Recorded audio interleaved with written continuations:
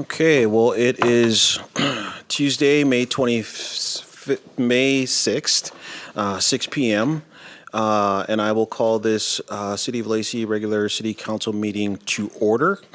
Tonight, Mayor Ryder is excused, but all other council members are here with us in chambers. And for all those who are able, please rise for the Pledge of Allegiance. I pledge allegiance to the flag of the United States of America and to the republic for which it stands, one nation, under God, indivisible, with liberty and justice for all.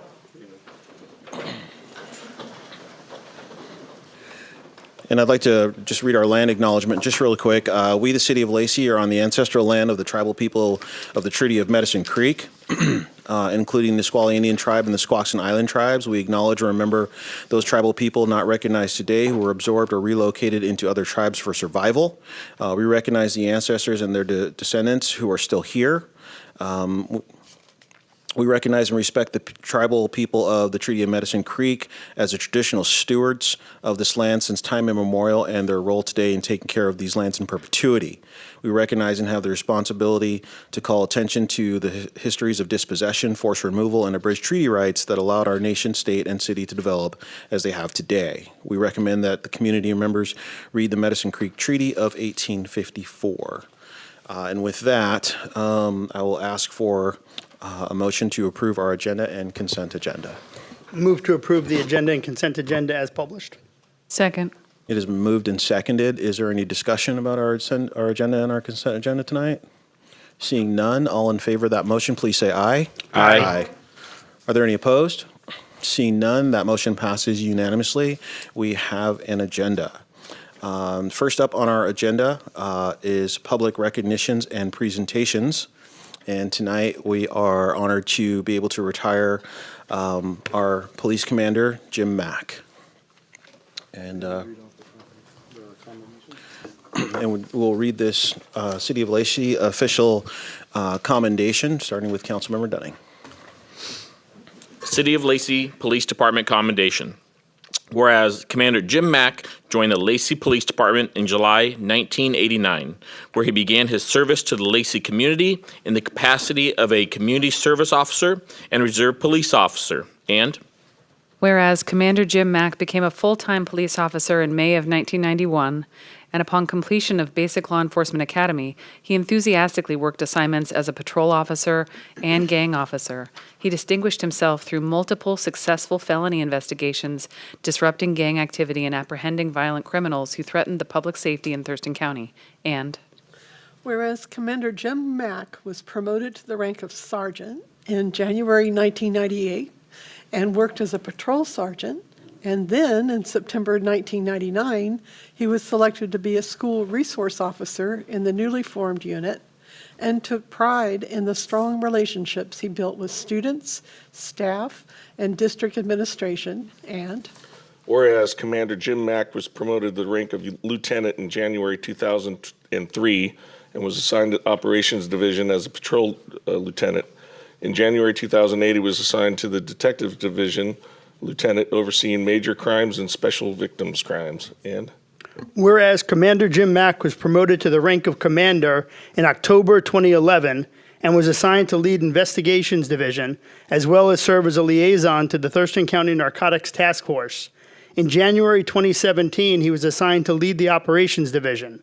He worked cooperatively with other supervisors to reduce crime and enhance community engagement, while developing lasting relationships with local law enforcement, fire services, and community organizations. And whereas Commander Jim Mack faithfully served the Lacey community for over 35 years and was dedicated to building community relationships while ensuring full transparency in the delivery of law enforcement service. He worked unselfishly, completing all his job assignments with enthusiasm and honor. So now, therefore, I, Malcolm Miller, Deputy Mayor of the City of Lacey, on behalf of the Lacey City Council, do hereby take the great pleasure in commending Commander Jim Mack.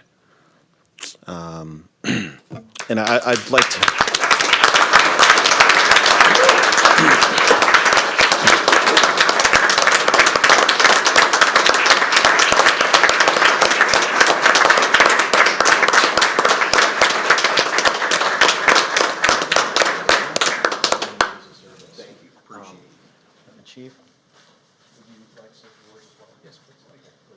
guys.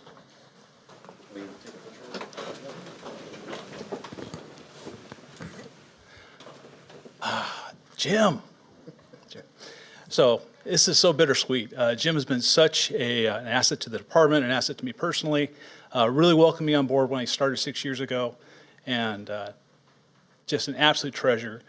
And it is hard to see you go. Our careers have patterned ourselves so much together. We actually graduated the same month, different states, but same month from the academy. So it's pretty amazing, and definitely you're a big loss. But I'm so happy for you. You're doing so great. I know you continue to do great. You're tearing it up on the pickleball court, which is awesome. So that's fantastic. If I can invite Michelle up, please, Jim's wife, just for a moment. I have a little something for her.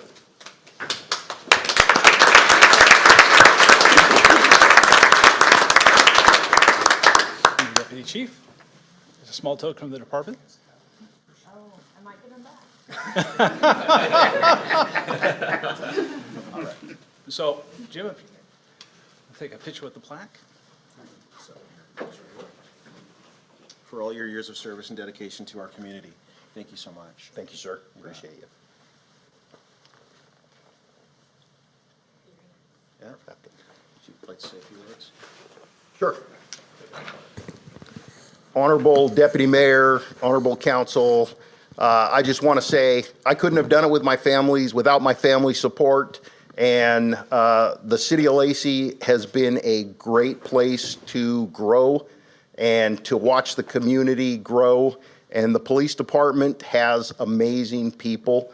I feel really good retiring because I know you're in great hands with Chief Almada and everything that is moving forward. So I look forward to all the great things that you guys are going to do in the future, and just want everybody to stay safe. Thank you. Can we do a handshake and a picture? Absolutely.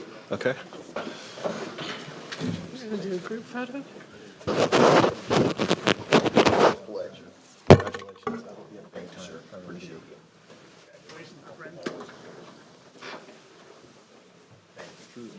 You guys mind if I do a picture?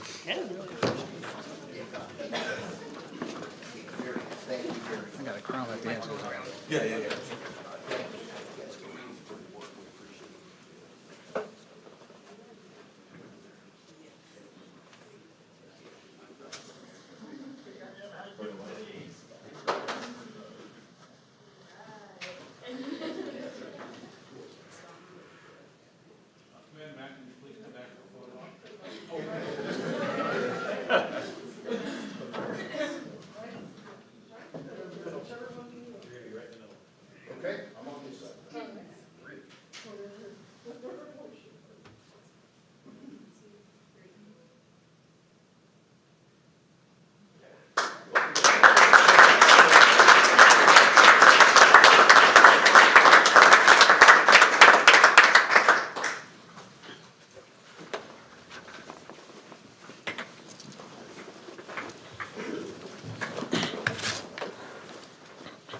You know, as elected officials, we oftentimes get the chance to talk to our police officers and ask them about their experience, not only, you know, in the department, but on the streets. And there have been so many of them that have said that Commander Mack has mentored them, led them along the way, really helped them develop into their careers. So thank you so much for all you've done. Okay, our next proclamation is Bicycle Month. City of Lacey proclamation. Whereas transportation accounts for about 1/3 of the energy use in Washington state and about half of our CO2 emissions from fossil fuels. And Whereas bicycle commuting reduces energy consumption, pollution, parking problems, and traffic congestion. And Whereas bicycling makes people healthier and more productive, prevents chronic diseases through physical activity, and supports physical, emotional, and mental well-being. And Whereas the city of Lacey has adopted a pedestrian and bicycle plan to prioritize and encourage bicycle and pedestrian trips by providing a safe, well-connected, and convenient bicycle and pedestrian circulation network throughout the city. And Whereas the City of Lacey encourages and supports pedestrian and bicycle facilities through our development standards, and Whereas Intercity Transit, with sponsors including many area businesses and organizations, is hosting the 38th Annual Bicycle Community Challenge in May of 2025, and now, therefore, in recognition of the 68th National Bike Month, I, Malcolm Miller, Deputy Mayor for the City of Lacey, on behalf of the Lacey City Council, proclaim May 2025 as Bicycle Month in the City of Lacey, and encourage all community members to consider using active recreation and transportation modes when possible. And tonight, receiving this proclamation, we have Duncan Green from Intercity Transit here with us online. Hi, everybody. Thanks for having me. For the record, my name is Duncan Green. I'm here representing Intercity Transit and the Thurston County Bicycle Community Challenge. Thank you, Mayor Ryder, or Deputy Mayor and Council, for proclaiming May as Bicycle Month in the City of Lacey. May is also National Bike Month, as noted in the proclamation. The month-long Bicycle Community Challenge is our local celebration, along with Bike to Work or Anywhere Day, which is on May 15th this year. The BCC and all of its events are free of charge, and everyone is encouraged to participate. You can log in or create a free account at bcc.intercitytransit.com to join. We have many local and regional sponsors supporting the BCC with everything from donating prize items, offering discount coupons and free passes, support and venues for our events, and more. So we have lots of great prizes and amazing community support. This year's theme, there's a new theme each year. This year's theme for the BCC is Be a Beacon for Bicycling. And on that note, I want to kind of widen the spotlight a little bit from just the Bicycle Community Challenge to include Intercity Transit's Walk and Roll program as a whole. Walk and Roll has grown into a true beacon for bicycling, with a burgeoning roster of classes, activities, volunteer opportunities, and creative ways to get people on bikes and keep bikes in use by people who need them.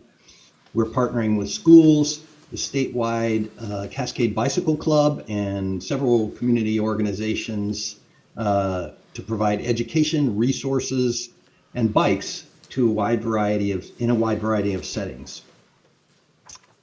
We teach kids and adults how to ride safely and how to maintain and equip their bikes. We have a growing pool of dedicated volunteers helping on every initiative. There are literally too many activities at Walk and Roll to list in one sentence, so please just check us out on the Intercity Transit website under the Services tab to learn more. The BCC has begun on May 1st, so it's time to ride in the 38th Annual Bicycle Community Challenge for fun, health, and a cleaner, greener community. It's easy to participate as an individual or as a member of a team. Just go to intercitytransit.com and find under that services tab, you can find the Bicycle Community Challenge, or go directly to bcc.intercitytransit.com to sign up or log into your existing account. Feel free to reach out to me anytime. If you have any questions, my email is dgreen@intercitytransit.com. And I'm also happy to answer any questions that council may have now as well.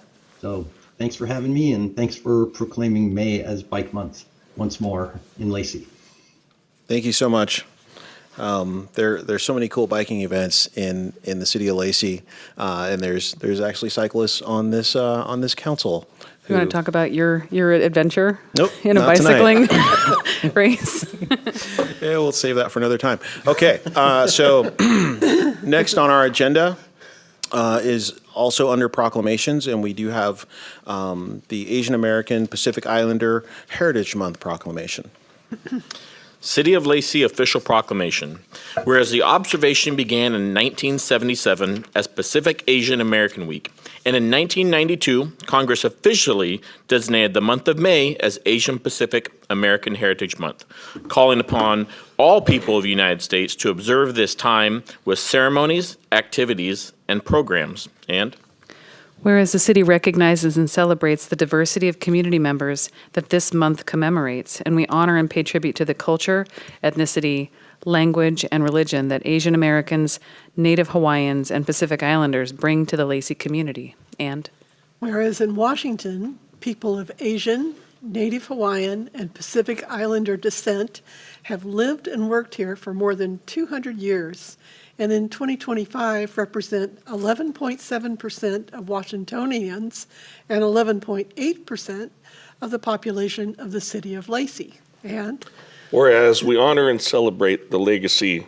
rich heritage, and strength of our community members of the Asian, Native Hawaiian, and Pacific Islander descent, and celebrate their countless achievements and contributions to the advancement of these United States and the city of Lacey, including but not limited to serving in our armed forces, as elected officials, public servants, essential workers, teachers, business owners, cultural and creative industry leaders, and innovators. And Whereas the city also recognizes that throughout our history, individuals and communities of Asian, Native Hawaiian, and Pacific Islander descent have been the target of violence, discrimination, disenfranchisement, efforts to restrict immigration, and other xenophobic policies at the federal, state, and local levels. And whereas the city is committed to providing comprehensive support to ensure that Lacey is equitable and welcoming to all community members. And now, therefore, I, Malcolm Miller, Deputy Mayor of the City of Lacey, on behalf of the Lacey City Council, proclaim May 2025 as Asian American Pacific Islander Heritage Month in the City of Lacey. Encourage all community members to participate in activities to learn more about our Asian American, Native Hawaiian, and Pacific Islander communities, histories, and contributions to our city and society. And tonight, accepting this proclamation, we have Mustafa Mohammedelia. Yes?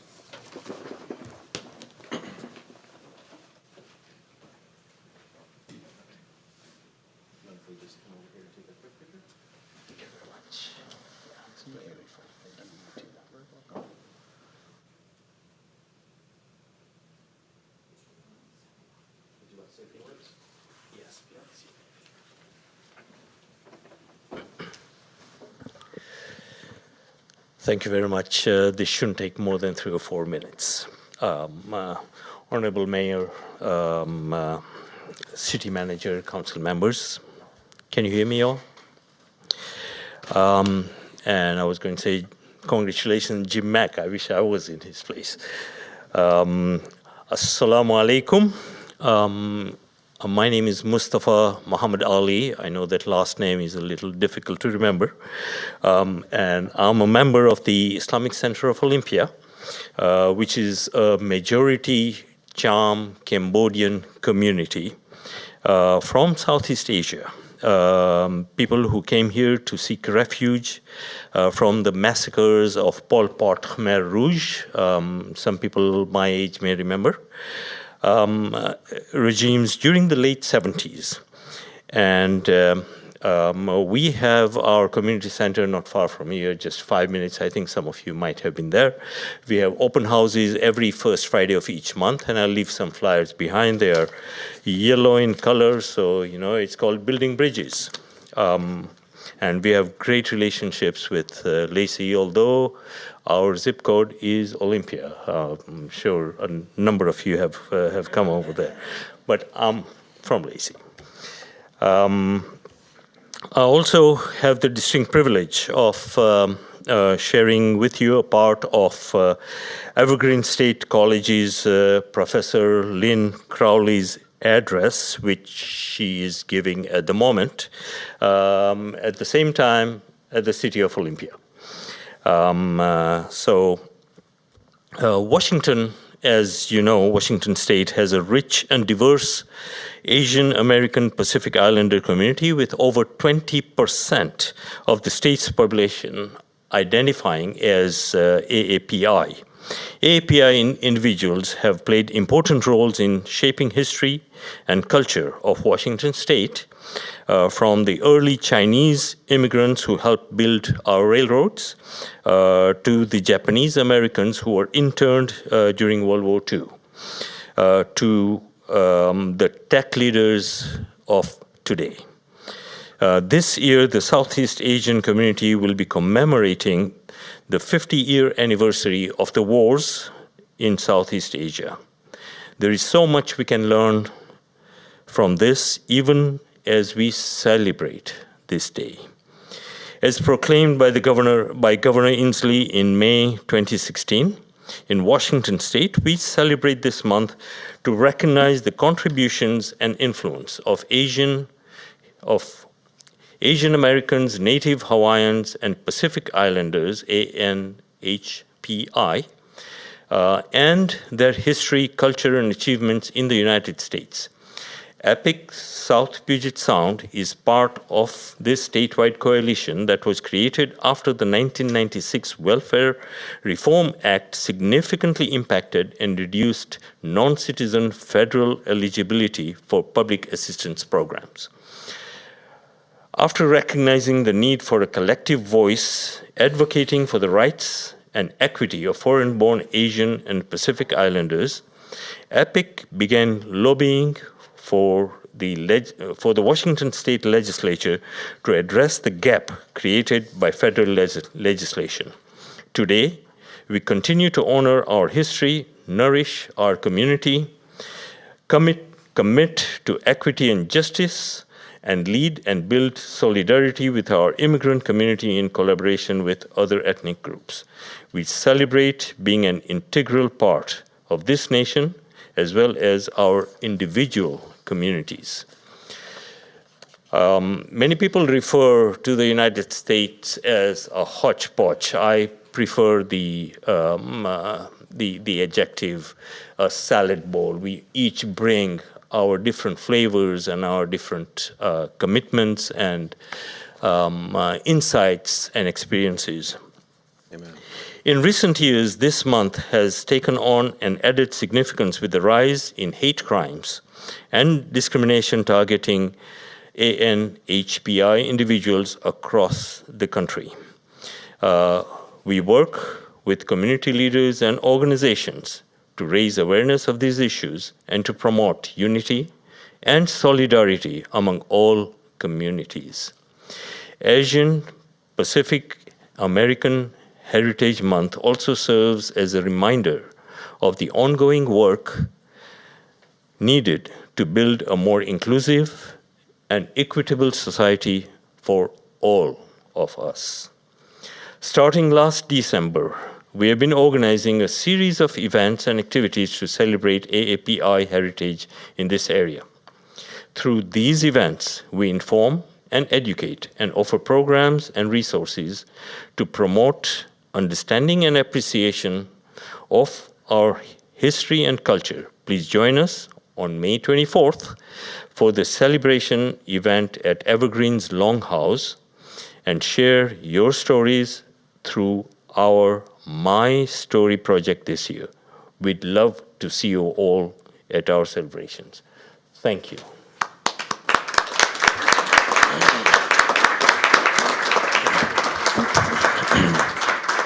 Thank you.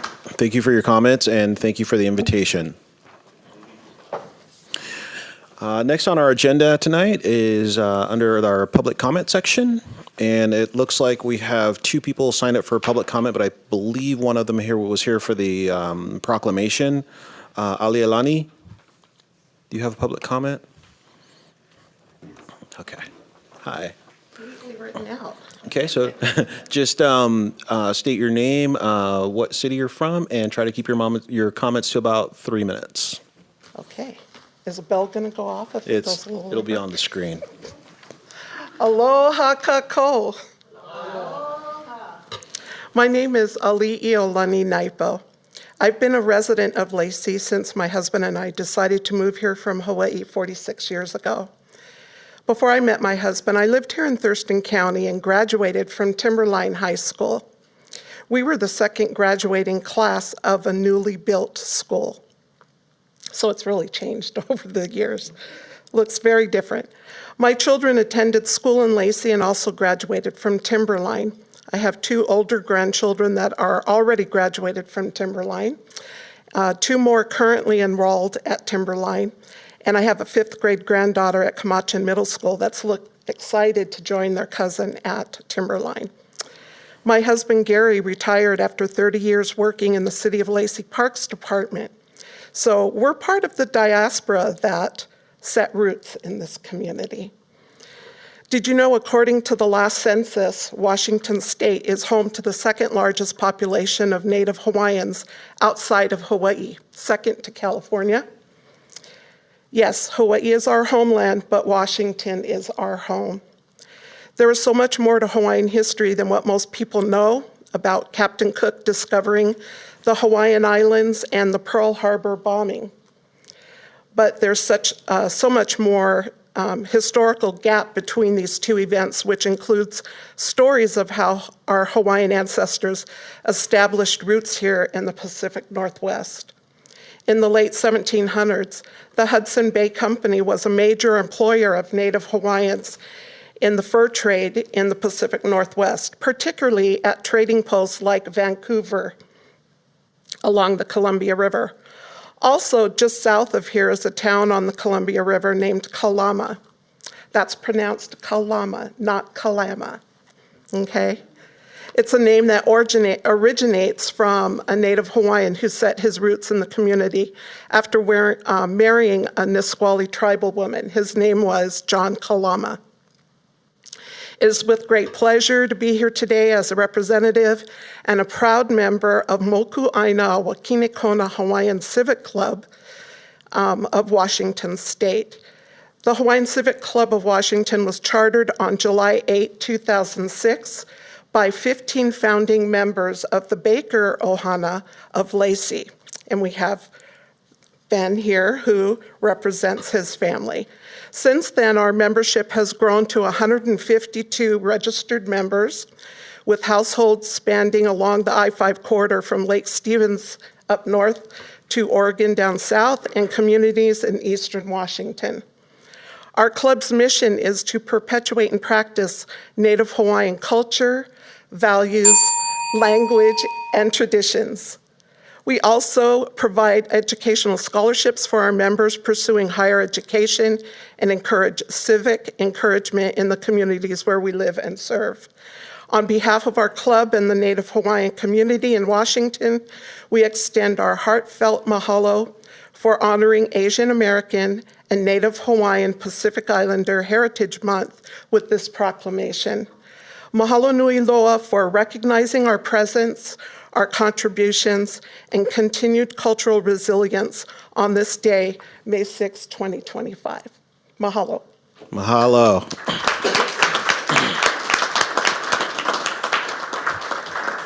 Thank you so much. We do have one more person signed up for public comment tonight. I don't know if this person is here or online, but it is Benjamin Baker.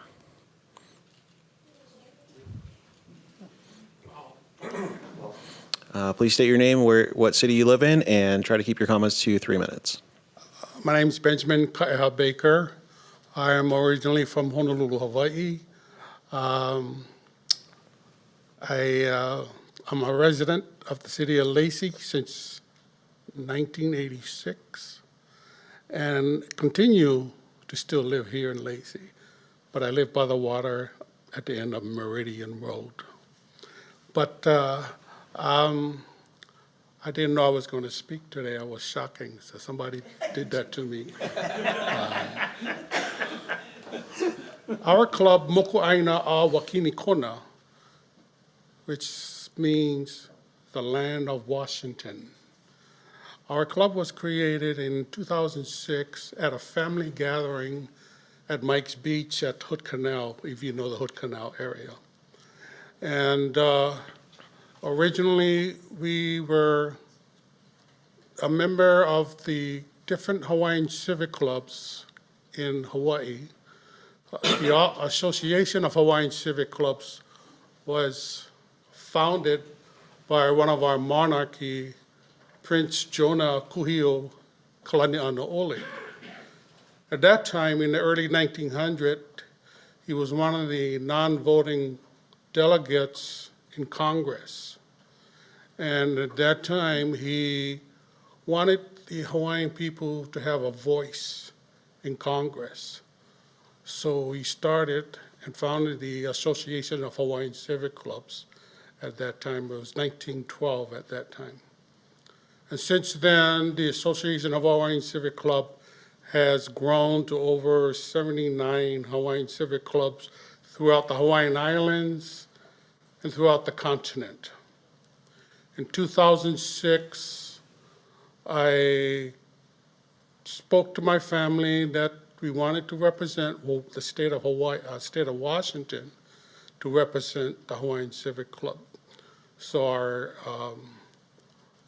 Mokuai Na'awa Kinikona Hawaiian Civic Club was established on July 8th, 2006 at Mike's Beach. And we officially got chartered at the annual Association Hawaiian Civic Club Convention in Waikiki. So we were officially chartered as part of the association. So since then, our focus has been to continue our Hawaiian olelo, the Hawaiian language, our mele, our Hawaiian music, and our different cultural that we continue to serve, mainly some of our families that has been raised in the mainland, but it's never been to Hawaii. And that was a focus that we wanted to bring Hawaii, the aloha spirit, to our members that has not been back to Hawaii. And, I can go on and on, but I'm going to stop right there. But I appreciate it. Thank you so much for your comments tonight. I just want to say congratulations to the commander that was graduated. I just retired 3 years, 43 years with the police department in the Puyallup Tribal Police in Tacoma. Awesome. And thank you very much. Thank you. Thank you so much for your comments tonight, and congratulations on your retirement. We did have 2 written public comments that will be added to the record for tonight's meeting. The next item on our agenda tonight is the mayor's report. And under the mayor's report, we have the Human Services Commission appointment of Lester Dixon. And I would like to get a motion, if I could. I will make the motion. I would move that we appoint Lester Dixon to the Human Services Commission. Can I get a second? Second. It has been moved and seconded. Is there any discussion on this appointment tonight? Seeing none, all those in favor, please say aye. Aye. Are there any opposed? Seeing none, that motion passes unanimously. I don't believe Lester is here tonight. So we'll move on to our next agenda item, which is the city manager's report. Thank you, Deputy Mayor and City Council. I have one item on the city manager's report, and that is to kind of introduce and hand off the draft 2025 council work plan.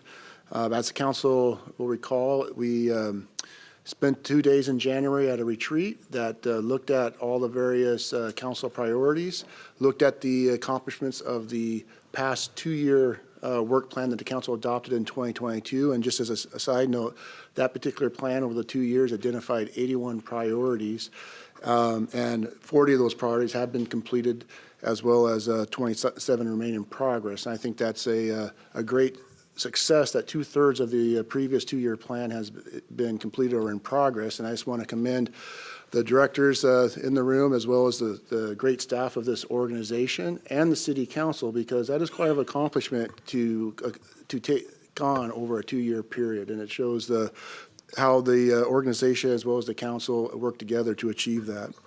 So looking forward, as we looked at the retreat, I'll go back up a little bit. The work plan itself, just as a kind of a general awareness for the public, is a document that provides a strategic and transparent guide and represents the Lacey Council's prior initiatives to the community. And so these are the things that the council has identified as a focus of the organization, in addition to the various departments' day-to-day projects and priorities. In developing this plan for this year, and again, as we looked at the many priorities and the needs going forward, the council did look at having transitioning to a one-year plan with the cast off to the following year for future parking lot items. But the process really extended from one-on-one council interviews by our retreat facilitator with each one of the council members to kind of get a sense of what are those priorities that each individual council member has, and then setting up the structure for a conversation with the two-day council retreat. And then the third step, of course, is to bring the written document to summarize the council retreat, which is what we're doing here tonight. As the plan itself is structured, one of the things we wanted to take a look at is trying to make sure that this document is formatted in a way that it's easy to identify the priorities, the structure, and contain that information for both the council, the public, as well as staff. So we organized it in about 7 chapters. One is identifying the city's vision, mission, and motto. Also the organizational framework, which you see as the diagram on the left, is the organizational structure of the city, and with each department, and then summarizing the day-to-day responsibilities or core services that each department provides, in addition to what's going to be looked at in the priority plan. Then, of course, we'll take a look at and celebrate the 2022-2024 accomplishments, and then we move into the 2025 work plan goals overview. Identify the priority projects and programs, identify those future items that the council will go back and visit in the following year, and overall the retreat review. So first, one of the updates we did do to this year's plan is looking at the mission statement. This is the traditional mission statement for the City of Lacey and City Council, but we updated some of the language within that statement to be all-inclusive, to be consistent with the policies of our diversity, equity, and inclusion plan. Then in terms of goals and themes, if council may remember, we had a one-day retreat about a year ago in June of 2024. And part of that retreat was starting to look at the existing goals and themes and starting to update the verbiage to that. And that process was completed by the council at the January retreat this year. And these represent the various goal areas and themes for the priorities. And as you can see, you have connect, create maintain a comprehensive infrastructure system that connects people and places. Balance growth with protecting our environment. Serve, provide excellent people-centered services. Create, be the place to play, live, work, and gather. And unite, build a community of safety and belonging. So those are the goals that the council identified that they want to tailor the priorities to achieve and reflect for the community. One of the other things we wanted to do to try to organize the various priorities that are identified in the 2024 work plan is categorize them by project type. So this year we actually took and categorized all projects that are related to infrastructure as capital projects. Those projects that are studies and evaluations, meaning that they are starting point of potential future year priorities, because you got to first start doing the studies and evaluations. An example of that is one of the council priorities is the annexation study. So that's going to set up, that study is going to give more information to council to take future actions, identify implementation steps or priorities going forward. Then there's also those priorities that require community partnerships, because that is something that in order for that project to go forward, we need other partners, and they need to be ready or have the capacity to assist. And then another category called operational framework, and those are more inward looking into the organization that relate to organizational culture, negotiations, working with contracts, those type of things. And then another item that we did in formatting is looking at the actual table that identifies those projects. We structured it as under the project categories. As you can see in this example, we have capital projects. The project is, we have a lead department. In this case, reading left to right in that top row, we have public works. The projects and programs, this project happens to be College and 7th Roundabout. And anticipated completion, and in this case, we're looking at 2028. So this is an idea to give council a an idea if a project can be accomplished in 1 year, or is it the starting point for a multi-year project going forward? And then those far right columns, the shaded boxes represent which of those goals or themes that I mentioned previously that particular project hits in serving the community. So again, we went down and broke that table up into those various project categories for easier reference and locating of priority projects. I'm going to move forward real quick. In the draft plans in your packet, it also includes those items that were either not started on the previous 2022-2024 work plan, or those items that council brought up at the review as other ideas or priorities they want to consider in the future. So this is what we call kind of the parking lot area, that while we're working on the current year's priorities, these are things that we're going to be aware of and have future conversations with council, and council is going to work through and see, okay, which one of these elevates up to a implementable priority. And that could be also tied to the annual budgeted process as well. One of the other key factors that came out of the conversation at the retreat, of course, council recalls, we went through several presentations that talked about our current capital facilities plan needs, our current staffing and organizational needs, and then also where we were on terms of our revenue projections. And all that information is contained in that draft plan. It's in your packet. But the outcome of that conversation was council identifying certain projects or items that would be considered under revenue enhancements. How could we expand revenue opportunities for the city in order to continue to provide service to the community? And that was a combination of both looking at facilitating private investment, expanding our land use space, whether it be commercial or new development, or expand and promote business development and growth, to potential fees and or expansion of some of the tax structure. So this page, and it's also contained in your draft plan, identifies those various items that would be considered over this coming year for the council to implement in terms of expanding more revenue opportunities to include resources for serving the community. The top two on the left-hand column, economic investment strategy and economic development strategy, again, those are things to try to work with the private sector to spur reinvestment. And then also there's a list of various types of opportunities for tax expansion that council could consider later in the year. On the right-hand side of this slide, you'll see that there's a table that shows when those type of topics could come forward to council. Each one of those takes a resource lift of itself. And so as you can see in Q1 in 2025, we already started on a couple of those items, being the economic investment strategy. Council's had several conversations with our community economic development staff about what that could look like to spur investment in the community, and then also moving forward with the adoption of the resolution that council took with presenting the Metropolitan Park District as a ballot measure this year. Q2, which is this quarter, and later this month, Community Economic Development will come back and start looking at the 5-year economic development strategy with council.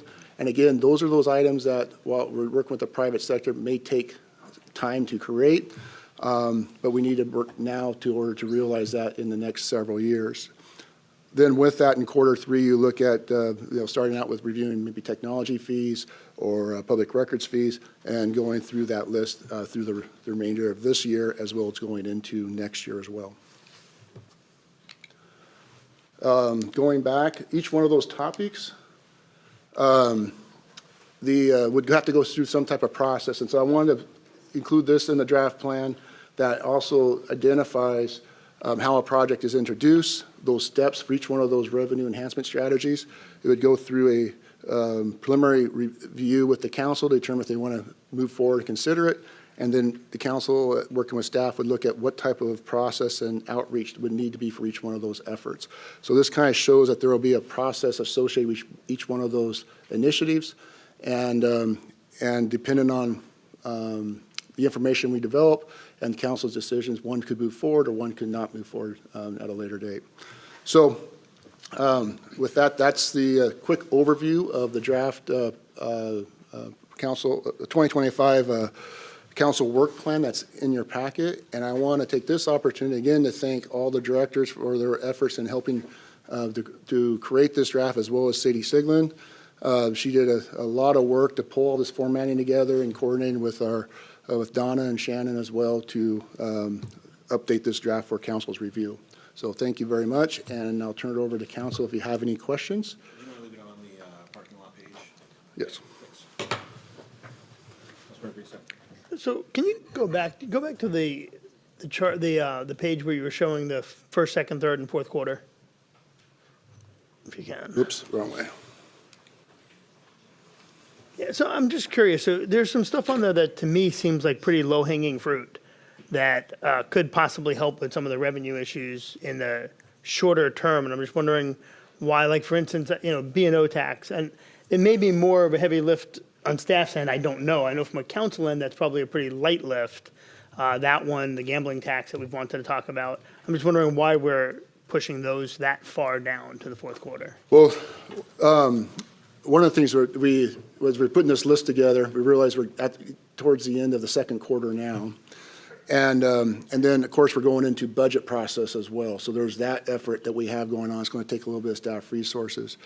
B&O tax, that could be, from the conversation with council on that, and really that's looking at what current businesses or industry sectors are exempt and reviewing those exemptions. So it's really looking at making everything equal amongst all businesses in the community.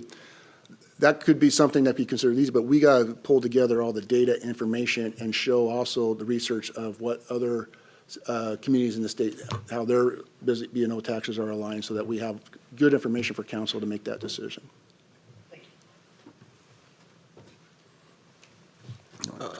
So we've been talking about franchising fees for a little bit. We've discussed it at the RAC. I know that Kuya Park's probably going to be exempt from that, but and then we were talking about the potential of a baseball stadium. Is that also something that is a little bit low hanging that we could? That would be in the category of field or public facility rentals through our parks program, like the community center, the RAC, those type of things. The franchise fees here are looking at private utilities that use our right-of-ways. Okay. And we're looking at the fee structure for that. And also, there's brought up by council and Councilmember Stedman about solid waste and looking at that contract and revisiting that and seeing if there's some opportunity there to update things for the community as service as well as revenues. Can we go back to the parking lot page? I like this page because it kind of, demonstrates our ambition as a city, especially with the indoor sports facility. I know we've looked at that so many times and realized, I think the last bid we got was 18 million for 6 courts, and for 8 courts was going to be like 22 million, and we kind of passed on that at that time. A little higher. Is it a little higher now? A little higher. Yeah. I'm thinking 2036 parking lot for that one, maybe. Yeah. I know all the prices have gone up. I had some solar, and it's like another 35% post-COVID. But there's some really exciting stuff on here that I'm really excited about, and hopefully, like the UGA permitting, I know that's a conversation that we've had a few times, and we keep getting stuck and unable to get over the hurdle for that with ironing out. I think it was the appeal process. Yeah, the coordination of permitting and appeal and jurisdictional authorities. Yeah. Yeah. And then also too, tied with that is the annexation topic. And so as scheduled for, I think, the work session on May 27th is the review of the annexation study that we commissioned Burke Consulting to prepare for us to look at annexation of the unincorporated growth area and develop a strategy off of that. So that will have some baseline information for council to take a look at. And then based off of that, then the council's going to make the decision, okay, which way do you go? And then we also would have to enter into conversations with the county. And that's one of those things under the studies category, is that's setting up the stage for future work item potential, for potential future work items, because again, once you have the annexation study, then you decide how you want to implement that. And if you want to look at focus on annexation, or if you want to focus on the permitting issue. Gotcha. Is there anything else from the council? Councilmember Dunning. I just want to say how nice it is to be able for us to talk about what opportunities that we have potentially moving forward and not what things we have to cut back on. And I just think the city and the staff needs a lot of credit for how well this city has been ran and the work that gets put in behind the scenes to be able to even come to our desk. So I just thanks for everyone who does the work behind the scenes. Agreed. We have some really hardworking employees here at the city and some really dedicated directors who really help put us in great position to do all kinds of cool things like build a police station. So thank you all. Are you? So just out of, just for direction from council, I know we've had the draft plan in your packets. If you had the opportunity to read it thoroughly, if you're ready, looking for council direction, whether if I should schedule this for a future council agenda, either under the city manager report or under the consent item for adoption by council. Yeah, I'm good with the consent too. I think we have the majority of the council here. So if you'd like to put it on a consent item, I think that would work for us. Great. Thank you. Yep. We're all very heavily involved in that process. So. The next item on our agenda tonight is council reports. And the mayor's typically first, but he is not here, so I will go first. First, I'll brief on the EDC board meeting that we had on April 23rd. We received a presentation from a company called Bright Night, and Bright Night is developing plans to construct an energy storage facility to be located in South Thurston County. It's going to essentially, be a battery storage facility on about 80 acres.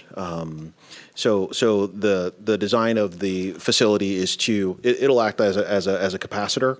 So it'll store energy during the day for redistribution later on at peak times. So it's kind of a costly one. I don't want to say it's costly because I don't build these things and know like what the standard cost is, but it's about $200 million for this thing to get erected and built. So it would provide the 127 megawatt hours, which would power about 50,000 homes at peak demand. So it'll kind of work in conjunction with the existing flow and then add additional flow to it during peak hours for that South County area, for up to 50,000 homes. It's going to estimated to put about $7.1 million in tax revenue into the county, into Thurston County, and it'll inject about $17.4 million into the local economy. The next steps for the projects are to complete the environmental and engineering permit studies, file the CUP permitting with the county, and coordinate with county planning and departments for permitting. And a copy of their presentations available on the EDC website. It was a really good presentation. I really hope it works. I know that with some of the things that we've discussed at National City and with AI, being so power hungry, you're going to see these power stations, additional power, pop up in a lot of different places, according to our national leaders at the NLC, because an AI query takes like about 10 times the energy as like a Google search.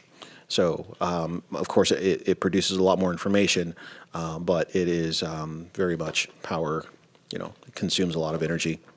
For CB&I business, the presentation was provided and addressed the current program that's the business retention scale-up program. So with the way funding is happening right now in programming at the state and federal level, a lot of budget cuts are happening. So some of the programs that we've been doing at no cost to the public are going to maybe not be available, like Apex and Scale Up. There is a few programs that we're going to try to continue doing at cost to the public. But there's some of the programs that just probably won't make it into this biennium. So Scale Up is a really popular program because it helps show businesses how to take their business to the next level, how to, go from 10 employees to 20 employees, and scale up their business. And most of the people that take scale up, actually 100% of the people said they would gladly refer their business owner friends to the program. But Commerce just doesn't seem to have, well, they just can't afford it. We won't be able to do the scale up. So, in these next couple of years, we'll probably have to scale back, not scale up, so that we can, continue operating and doing all the operational things that keep the EDC going. So, more to come on those things. Next, I have the JazzCom from April 21st. There's a couple things happening there. Jazz has received about 1.8 million in bequests. The largest amount of that came from the estate of Anne Ray Flannery, which was $990,000 from that estate. So with those one-time dollars, we're able to do quite a bit, and especially some of the programs that it's the spay neuter programs, and in some cases these dollars are designed specifically for a purpose, but a lot of times they don't have that purpose attached to them, and they give us some latitude to do some other things. The JazzCom has gone into contract negotiations with Mason County, who would like some services on every 2 years. We'll reevaluate that. We're starting out at $175,000, which will pay for all of their services and new full-time employee. So I don't know if you guys remember last time I briefed on this. We had gone into contract services with Bucota. And then prior to that, we went into contract services with Nisqually. So as we, add and bring in new jurisdictions, hopefully this will really help us with our capital program and capital work that we want to get done.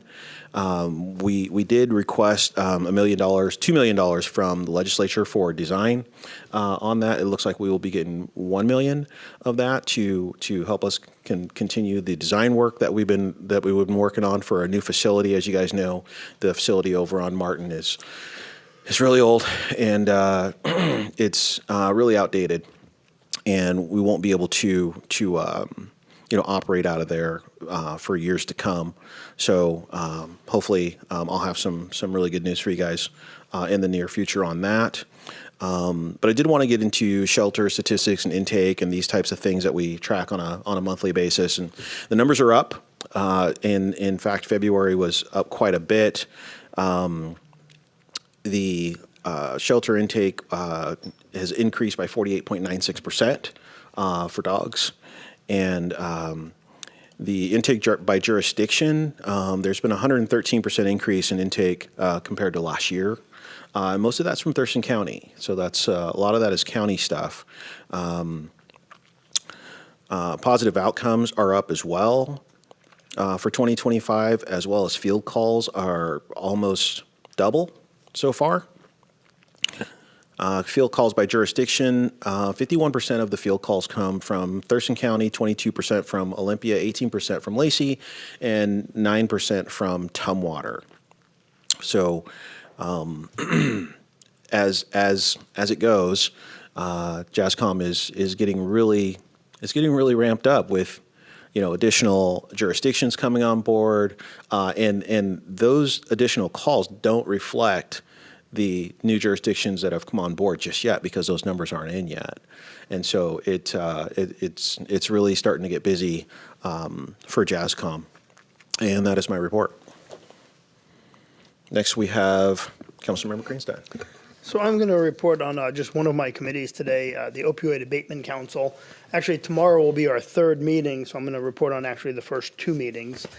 The first meeting, which was March 5th, I believe it was, we primarily talked about what the rules and regs are and what we have from the state as far as what the commitment from the jurisdictions is and what the abatement council is supposed to do.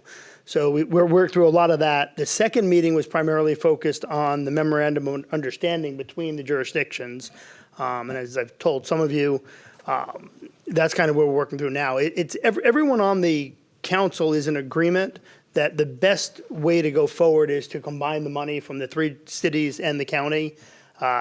Putting all of that money in one pool will give us the ability, we think, to get more done than any of us can do individually, or even if each of us do it separately, we don't think we'll get anywhere near as much done.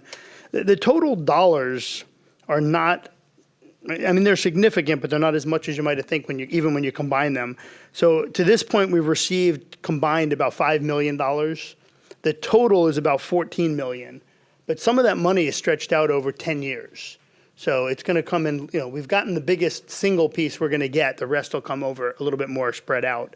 So that's kind of where we are now, is working through the memorandum of understanding. In fact, I mentioned we have a meeting tomorrow. That meeting was actually canceled because we're not ready for that memorandum of understanding yet. But we're going to do it, the plan is to do it very similar governance style to what RHC does, where the council would recommend to the county commission, and the county commission could say yes or no, but couldn't change the recommendation. If they say no, it would come back to the council. If the council couldn't come to agreement with the county, the money could actually go back to the individual jurisdictions for their discretion on how to spend it. So there's a lot more to be worked out on that, and that's kind of where we are. The next meeting will be more toward figuring out what are some of the best options. How are we going to get proposals? How are we going to find out from the community where they want this money spent and get those proposals in so that we can go through an RFP process. And that's really all I have for now, so that is my report. Do you have any idea on the soonest those dollars could begin being spent? Once they start making decisions, a couple of years? No, I potentially, don't think it has to take that long, truthfully. I think once we have the MOU, the interlocal agreement signed, that money can start being spent pretty quickly. I would think that, my hope would be that we'd start spending dollars before the end of the year. Thank you. Councilmember Stedman. My committee reports are next week, but I did want to take a moment. She's left, she's gone now, but she spoke on the Asian American Pacific Islander Heritage Month, that her husband served 30 years working for the Parks Department. I believe Scott Egger might have said something, thanked her, told her to thank him on the way out. But just in case he didn't, I wanted to say publicly thank you for his 30 years of serving the community. Yeah, so her husband was Gary Naipo. Gary was known as the nicest guy in Lacey. Incredible individual, incredibly warm. Everyone loved working with him. Like, you could be having the worst day in your life, and if he smiled at you, shook your hand, and had some warm words, you just felt like you're on top of the world. So, yeah, Gary was a phenomenal employee and an even better person. So, yeah, we miss him. Yeah, just to add on to that, when, early on in my time here working the permit counter, he'd walk in the utility billing doors and see me, and he'd go out of his way to come down and say hello and how I was doing. And he's just one of those guys that was very engaging, and he's definitely, his vibe is missed around here. And also, it's, as she said, their daughters and granddaughters are all still living in the community, all come up through Timberline, and they're all very similar, just engaging people. So. Good family. And my daughter went to Timberline, so I'm sure she knows her granddaughters and stuff. But I just want to make sure he was thanked because, 3 decades is a long time of serving the community. Thank you. Appreciate that. Councilmember Cox. All righty. I'm going to start with Intercity Transit Authority. We didn't really get a chance to report out on the April 2nd meeting, and since then we met on April 16th, so I'm mostly going to focus on that meeting. After months of negotiations, the Intercity Transit and Amalgamated Transit Unit bargaining teams came to terms on a 3-year contract agreement after a single mediation session led by the State Public Employment Relations Commission. This agreement is out for ratification by union members, and I expect to get an update tomorrow when the Transit Authority meets next. Also at that meeting, we adopted a resolution that amends Intercity Transit's drug and alcohol policy, and we We approved the purchase of 2 Ford work trucks and 13 what are called Turtle Top Tierra Transit replacement buses. And we scheduled public hearings for May 21st to receive public comment on the draft Intercity Transit 2026-2029 Transportation Improvement Plan, as well as the draft Capital Improvement Plan for 2026 through 2030. That meeting starts at 5:30 on the 21st. And this just out of the April 2nd meeting, you put something out in the world and you never quite know where it's going to land and how it's going to be received. And so I want to read this compliment that Intercity Transit received from Michael Cade, the Executive Director of our Economic Development Commission. He wrote, "Today, I wanted to reach out with a note of thanks and appreciation to you and Intercity Transit. I was driving back to the office this afternoon from a series of fairly turbulent meetings, and coming toward me was one of your buses. I noted that the reader board sign on the front on top said, 'Spread kindness.'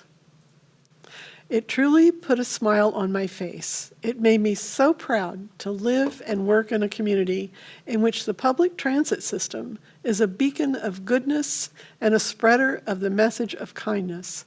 It truly was wonderful to see and made the difference in the rest of the day for me, and I am sure it will extend into the weekend as well and beyond. I don't know who makes the decisions for the reader board messages, but they are truly a wonderful person doing wonderful things." And I will add to this that Michael Cade is a frequent rider of Intercity Transit buses. But alrighty. Next is a report out of the April 9th Lot Clean Water Alliance meeting. This one was an evening where we got to tour the lab and learn about how they do their testing processes and how they inform process decisions. We also got to tour the recently rehabilitated citrate handling facility that is going to increase our ability to manage wet weather flows, as well as postpone the need to build new treatment facilities. And we received updates on capital projects, the Future Technologies pilot program, and LOT's employee wellness program. LOT meets again next Wednesday, and then the Regional Housing Council met on April 9th, a little early.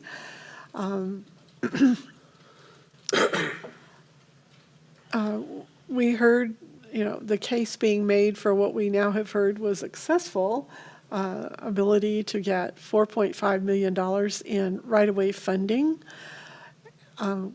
The Homeless Services Advisory Board, which is one of 2 advisory boards serving the Housing Council, made funding recommendations for housing and basic needs and hazardous weather sheltering, as well as permanent supportive housing.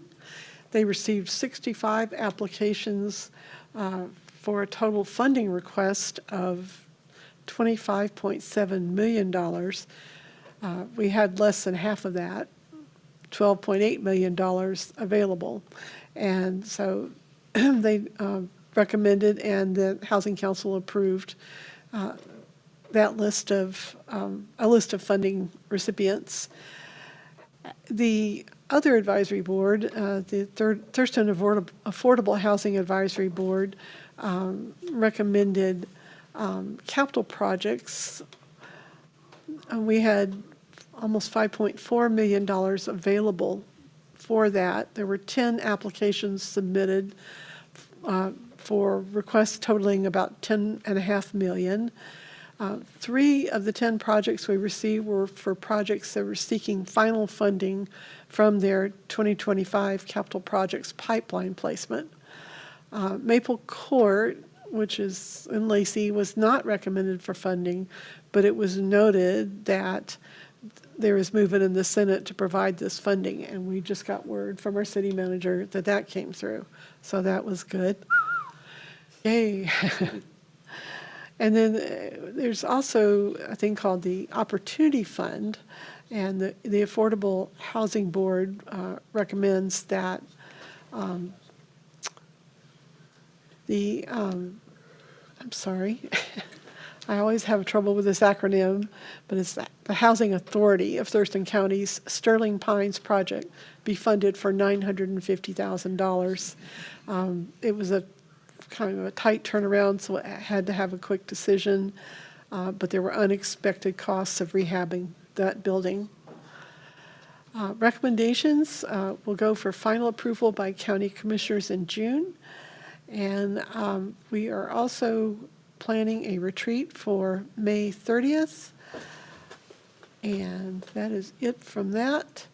Although I will say they have created a newsletter now. It's a quarterly newsletter, and that can be found on the county health department's webpage. I think that's it. Thanks. Thank you, Councilmember Cox. Councilmember Vasquez. I've got two things I wanted to report out on, comment on. One actually has to do with our Bicycle Month proclamation. I'm just going to tell a quick little story. So those on council know that I enjoy riding a bike around here and there. So on Sunday, I was riding my bike. It was a really beautiful day. I was coming back from a ride, and I was huffing and puffing on the climb up the Martin Way Hill between like Shilter's Farm and Deutero, and I made it all the way to the top. And I'm still alive. But I wanted to bring up something that I noticed, which is that right where the county land transitions into the Lacey city limits, exactly at the spot where there is a sign that says "Welcome to Lacey," the bike lane abruptly ends. And there's a section of just dug up gravel. And the option that you have, if you're riding a bike quickly down that section of road, is to just sort of jump into the car lane, which I did. And that was the not fun kind of excitement that sometimes you get when you're riding a bike. So I wanted to just mention that because I think as we're putting together our comprehensive plan and we're trying to figure out how we can support people riding bikes, we have to identify those things and do what we can to make it a little safer. So I'm sharing that because it was right where the sign saying "Welcome to Lacey" was. It's like where the sidewalk and the bike lane ended, and there was just a gravel chunk. And so it made me think about if I was a pedestrian or if I was somebody with mobility challenges, using a wheelchair, there was no sidewalk there that you couldn't get to the sidewalk because of the gravel chunk. And then right beyond there's construction that goes right up to the edge of the car lane. So I'm okay riding in the car lane as long as I am ready for it, but it would be difficult. And there's ongoing work that TRPC is doing to identify places where there's a need to be able to cross Martin Way safely for pedestrians. There's an actual survey you can take right now.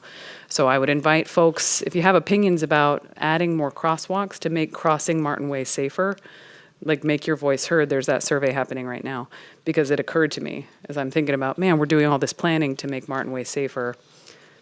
Bike lanes, protected bike lanes, access to sidewalks are all really important. So I just wanted to share that little anecdote.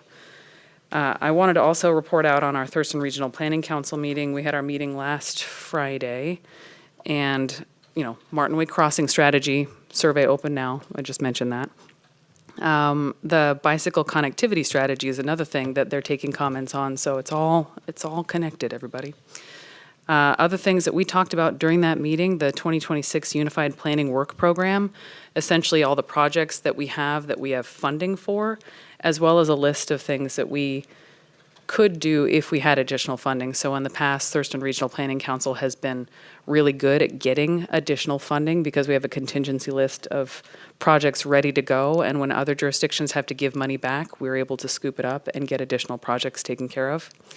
So that's cool. We've got that list, again, ready to go if we get additional money. We talked about the 2050 Regional Transportation Plan. So if folks haven't checked in on that yet, it's open for public comment through May 9th. So it's essentially the plan for all of the transportation projects going to happen in Thurston County for the next 30 years. So if you're curious about whether a road is going to go in, or we're going to build a sidewalk, or we're going to do some sort of maintenance or improvements, check out that plan. It's a really thoughtful document, and there's kind of an open house, a digital open house that makes it really simple to navigate the different chapters of what is otherwise a quite lengthy document. We did talk through a recommendation from the Transportation Policy Board after their April 9th meeting to amend that regional transportation plan. I think there was a lot of concern about signaling from the federal government and some of the executive orders that we've seen that we may need to change some of the language in our plans. And so the TPB had some really thoughtful discussion on April 9th about that, because we're getting this direction to maybe change some of the language in our plans. So the Thurston Regional Planning Council received a lot of public feedback, and uniformly it was feedback from community asking us not to change the language in the plan. Like, I read every comment, I listened to public comments, I got private emails coming to me, and people did not want to see us essentially scrub language related to diversity, equity, and inclusion out of the plan, or some of the language around climate resilience. I think there's a real risk of us losing access to federal funds. Like, that is real. And in fact, it's happening in other jurisdictions. In Washington, Pierce County has had some funding pulled recently. So it's sobering that we might lose money for some of our future transportation projects. But we also were considering some feedback or guidance language from the U.S. Department of Transportation that has signaled that even when referred to in neutral terms, if your plans or your programs have any component of diversity, equity, and inclusion built into them, so not just the language, but if it's the work, if there's work in that space in your plan, that, well, the language from Department of Transportation Secretary Sean Duffy was that it presumptively violates federal law, and that in fact, the Department of Transportation could recoup funds already granted if they find you out of compliance. So it's a terrible risk. And so there was a lot of conversation at TRPC, and the council voted not to change the language in our local transportation plan because we don't intend to stop doing that work. We also talked a little bit about Mark Daly's performance evaluation, which is an annual process that TRPC goes through. And again, he got very high marks, person of great integrity and effectiveness, thoughtful about budgeting and finances for that organization.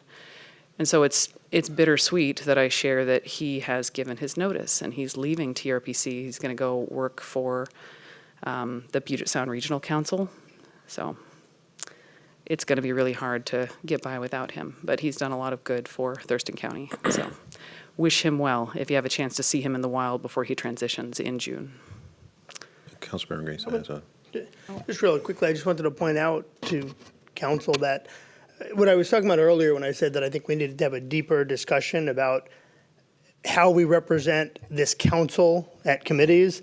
That's a really good example of something that was a major decision that really needed to have input from this council before a vote from one council member. I'm just saying that in general, as I talked about earlier, that's what I was referring to when I said the structure and how we work in these different interjurisdictional committees is problematic, because what happens is the vote was done by a member of the council representing Lacey, but we've not had a conversation to know where the council stands on the issue.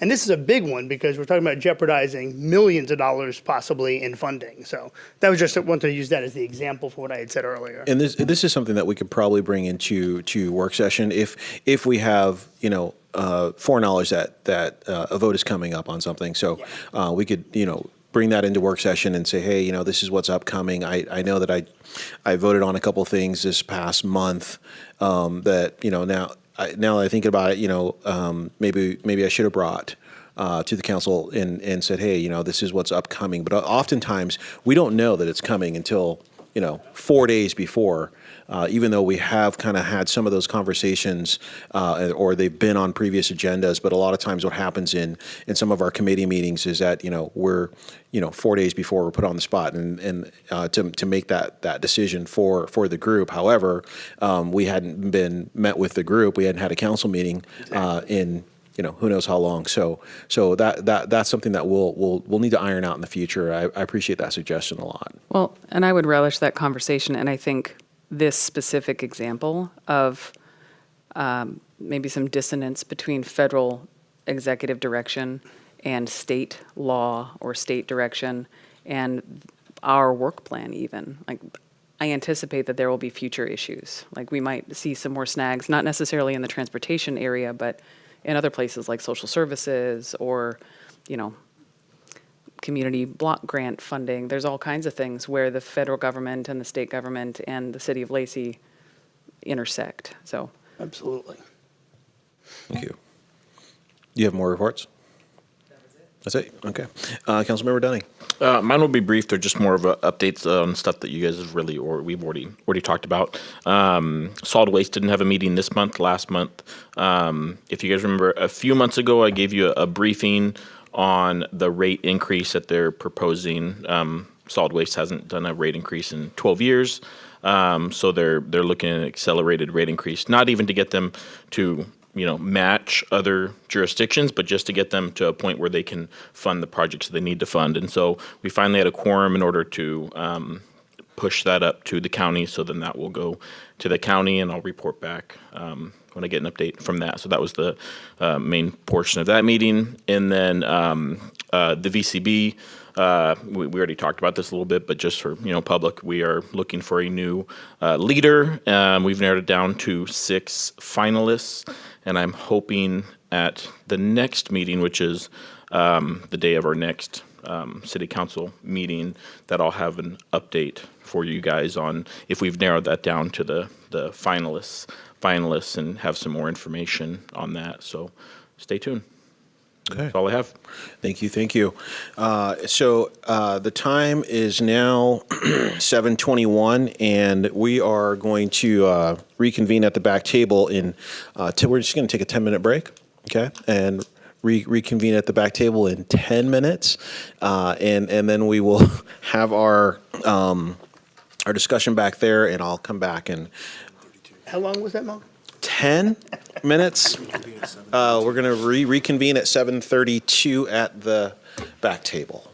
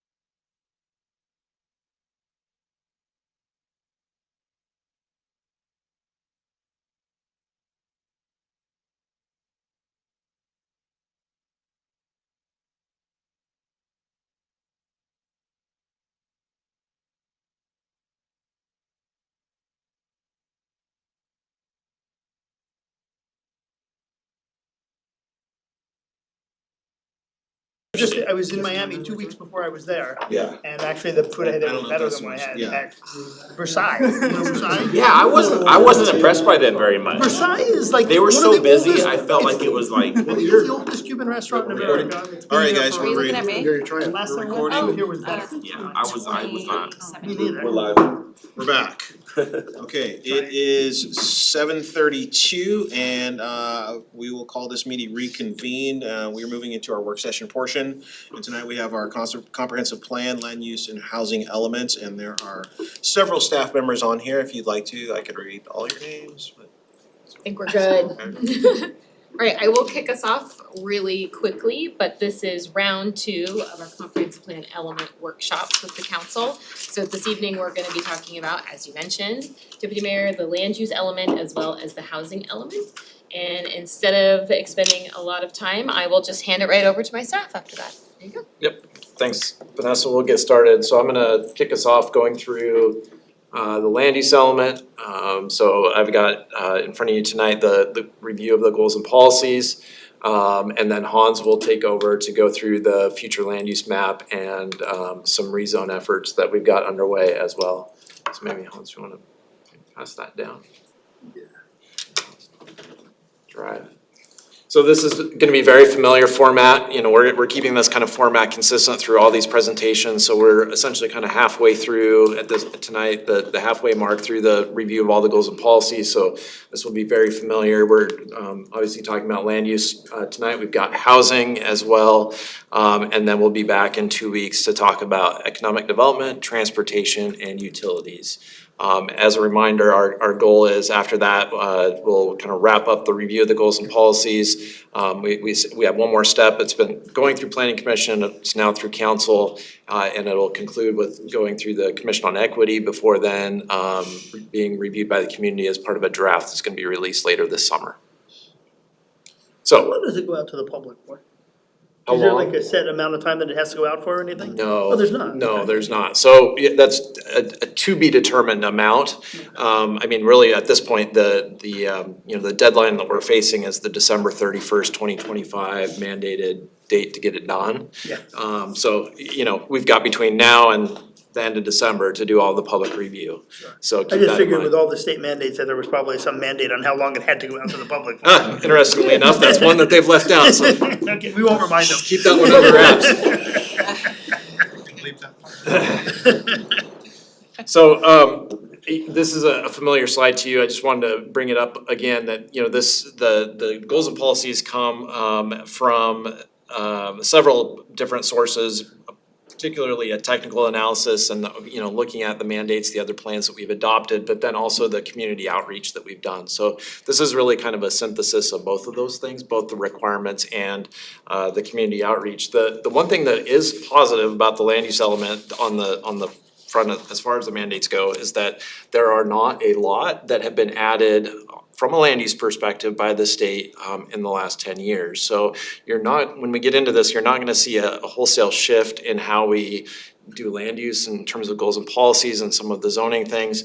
We're really kind of just adjusting along the way. We're continuously doing both land use and housing planning. And so, there's not as much to come up to speed on, I don't think, for you all as there was maybe for something like the climate element in terms of climate resiliency and the greenhouse gas sub-elements, which are brand new elements. This should hopefully be pretty familiar to you all. But as a starting point, obviously we need to react and abide by the goals of the GMA. We've used the Department of Commerce guidance that they provided that's coming out of relative RCWs. But one of the main requirements that we're kind of in front of us right now as far as a new requirement put on by the state is around environmental justice. And so that's giving special consideration to environmental justice in our goals and policies, including efforts to avoid creating or worsening environmental health disparities. We'll go through that maybe here in a little bit more detail in the slides coming up. Other policy foundations that we are using in addition to like the GMA and those kinds of things are current policies. So those that appear in our 2016 comprehensive plan, we've used those as a guide to update this. The countywide planning policies that basically state how we're going to be planning across jurisdictions in Thurston County. our joint plan that we county adopted a couple years ago. The joint plan is the area that applies to the unincorporated Lacey urban growth area. Sustainable Thurston, which was the early 2010s effort to kind of a starting point to look at, amongst other things, greenhouse gas emissions and those kinds of things, but really kind of looked at how do we create a more sustainable land use pattern across all of Thurston County, and then the Thurston Climate Mitigation Plan as well.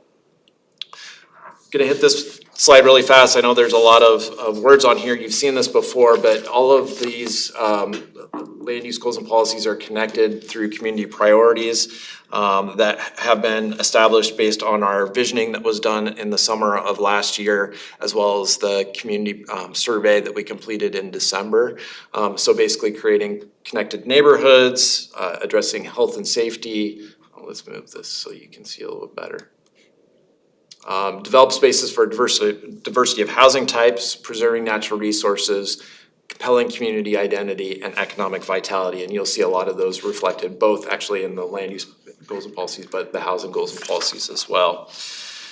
So there's 13 framework goals. I'm going to touch on a few that are kind of, I'll say, existing, but being updated. Feel free to, if you have comments along the way, to let us know if there's other goals you want us to maybe talk a little bit more about. I've got about a handful to go over as part of kind of a review or an update of some existing goals. And then I want to hit two key brand new goals that have been are proposed as a part of the comp plan update. So I'm not going to go through all these, obviously, but number one is promoting compact development. So promoting compact development that prioritizes infill and supports mixed-use development and multimodal transportation.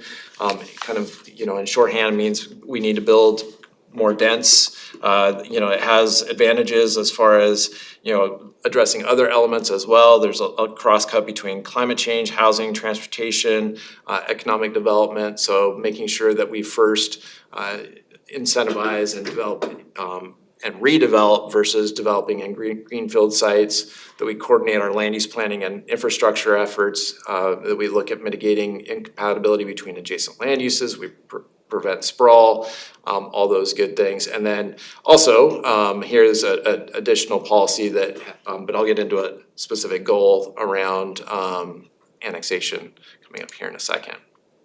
You say you want questions as we go? Sure. On that last slide, it shows,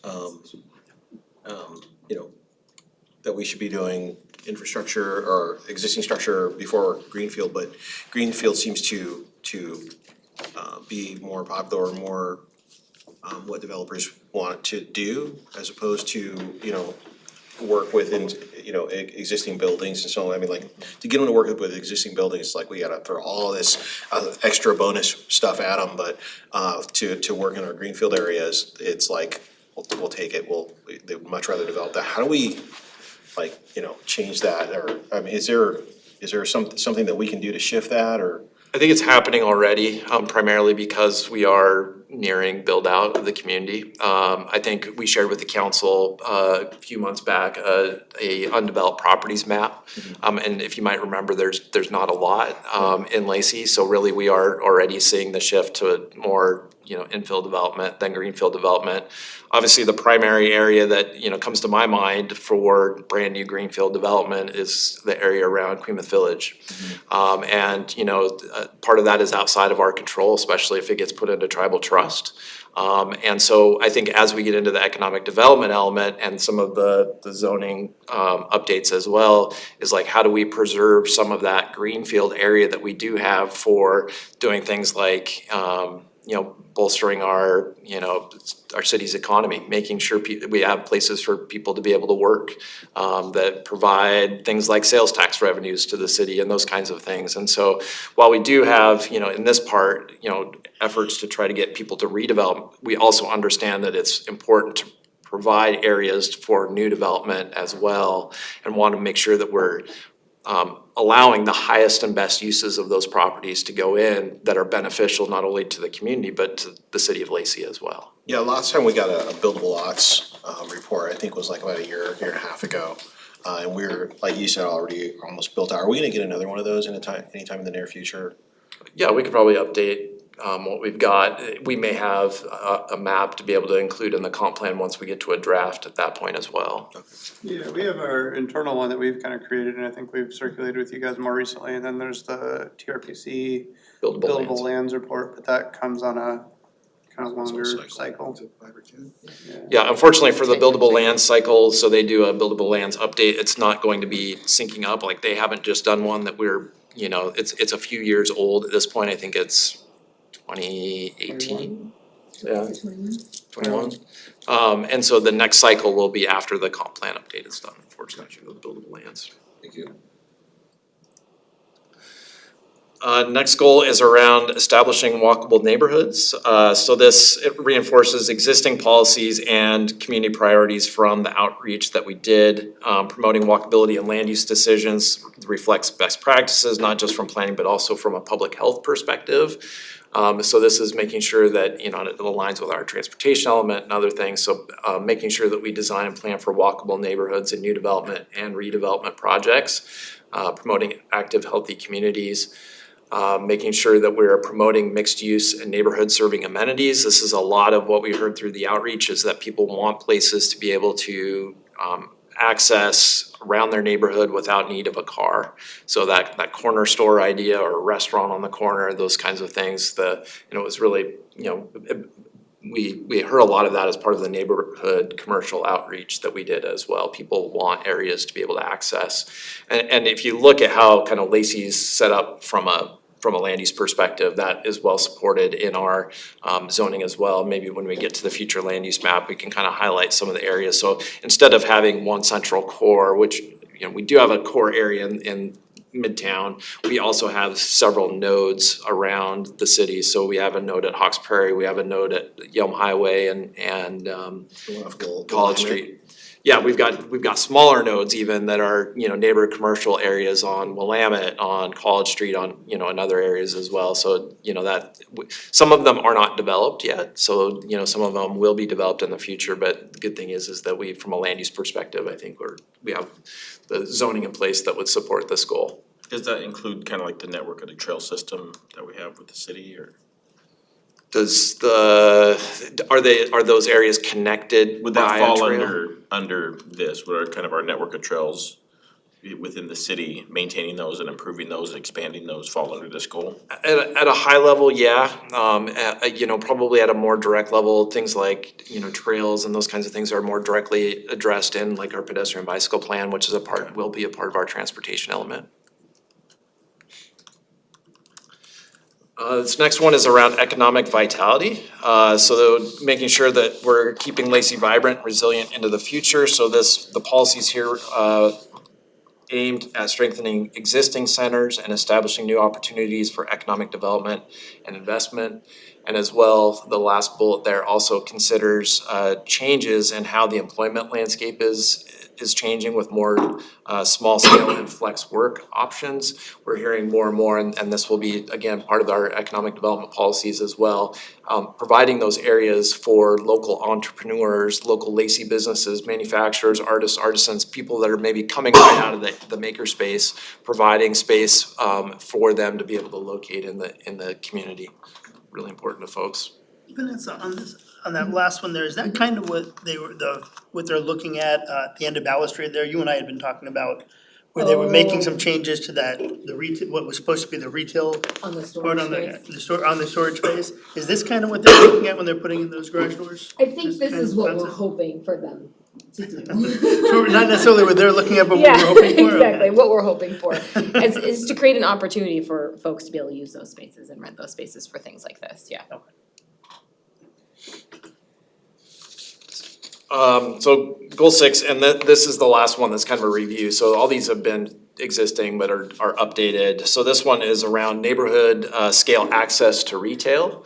So neighborhood scale mixed use centers. Again, much like we just already discussed, you know, coming out of the outreach that we did, there were some significant findings that people wanted to be in compact development, have walkable neighborhoods, and have that multimodal connectivity to our neighborhood scale mixed use centers, and making sure that we have those preserved and available for residents now and into the future. So this is a new goal, Goal 8, strengthen Lacey's unique identity. So design and develop public spaces to build a unique identity and strong sense of community. So again, this one, it comes out of the outreach that we did. It can help reinforce a sense of community and belonging in the Lacey community and build civic pride. Strengthening Lacey's identity as a destination can create a strong, resilient community and also make it more attractive as a place to live, work, and visit. We heard, talked to multiple people at booths and during the outreach this last summer that, as we develop new parks and places, especially when we are doing events at Hunter Park and those kinds of things, people they love those places, but they just don't feel that that there's much bringing them there. They come for the events, but they're not going to stay for, enjoyment in the park. Maybe they'll have a picnic, but they'll be gone. They're not gonna go and, spend the day there, right? So they're gonna come for an event and then they're gonna leave to go somewhere else. So making sure that when we design and update our public spaces, that it reflects the Lacey community, that it brings people in and provides a beneficial use that is not only the enjoyment of the people that are coming to that area, in terms of visitors and those kinds of things, but also the businesses and those kinds of folks that surround those areas that could benefit from that as well. So are you saying it's like the way people go to Rainier Vista and kind of hang out for the day, right? Some of our other parks don't attract that kind of attention. Right. That like keep you there kind of.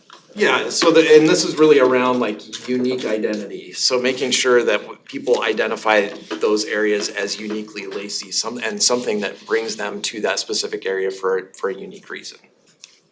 This isn't just limited to parks per se, but. Yeah, I didn't think so. Gathering spaces within the community.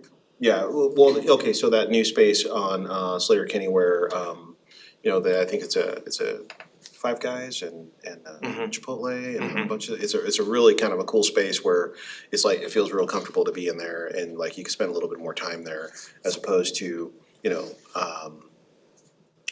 maybe, I was gonna say the post office area. Hey, we have people spend hours there.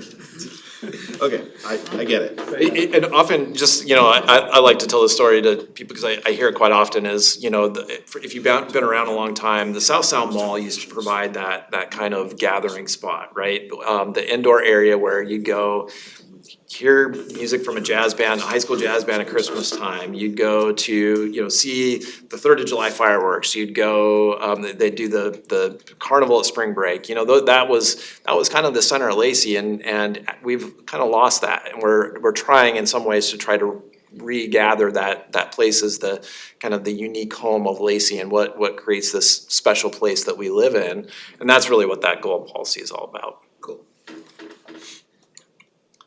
Okay, and then the next new one, and this is the final one, before we turn over for any other questions on the land use side, before I turn over to Hans to go through the maps.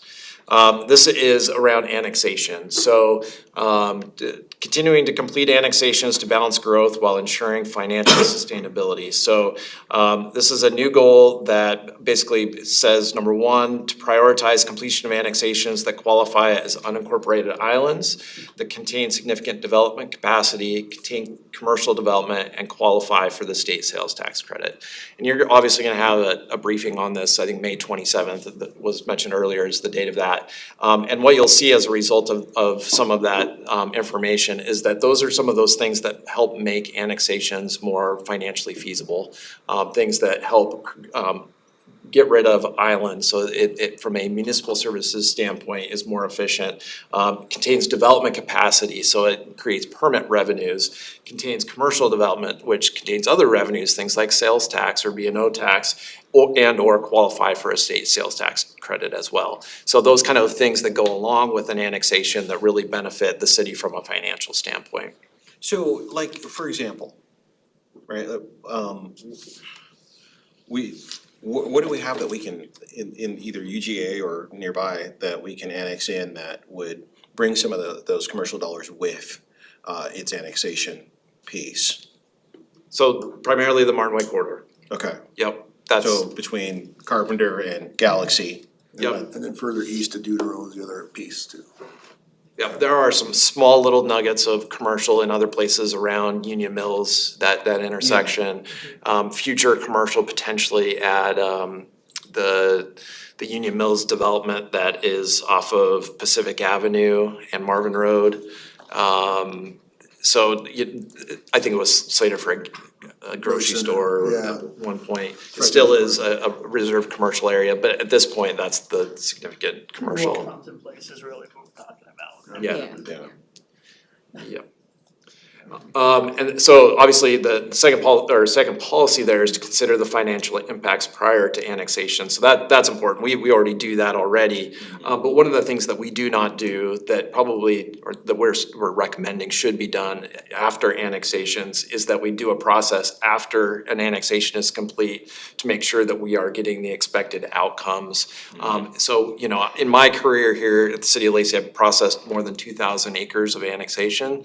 But yet, I don't think we've ever stopped to think about and say, okay, after the fact, how has this impacted the city in terms of operations, in terms of costs, in terms of benefits, in terms of those kinds of things? And so I think we do that upfront, right? But we don't then say, okay, did this deliver on what we expected? And so that's really a part of it too, is not only to do the upfront work, but to do the work at the end of an annexation that says, okay, it's been a year, 2 years, 5 years down the road, is this area performing as we anticipated? And then, you know, it can help maybe address some future annexations, you know, inform future annexations from that perspective. That's a really good point. I don't think we've ever, I know we haven't done that in the 14 years I've been here at all. Say, is that gonna be part of the process for the annexation brief that we're gonna be getting here pretty soon at all, or? It would be down the road, so that's one of the benefits of looking at the option with that could qualify for the state share credit.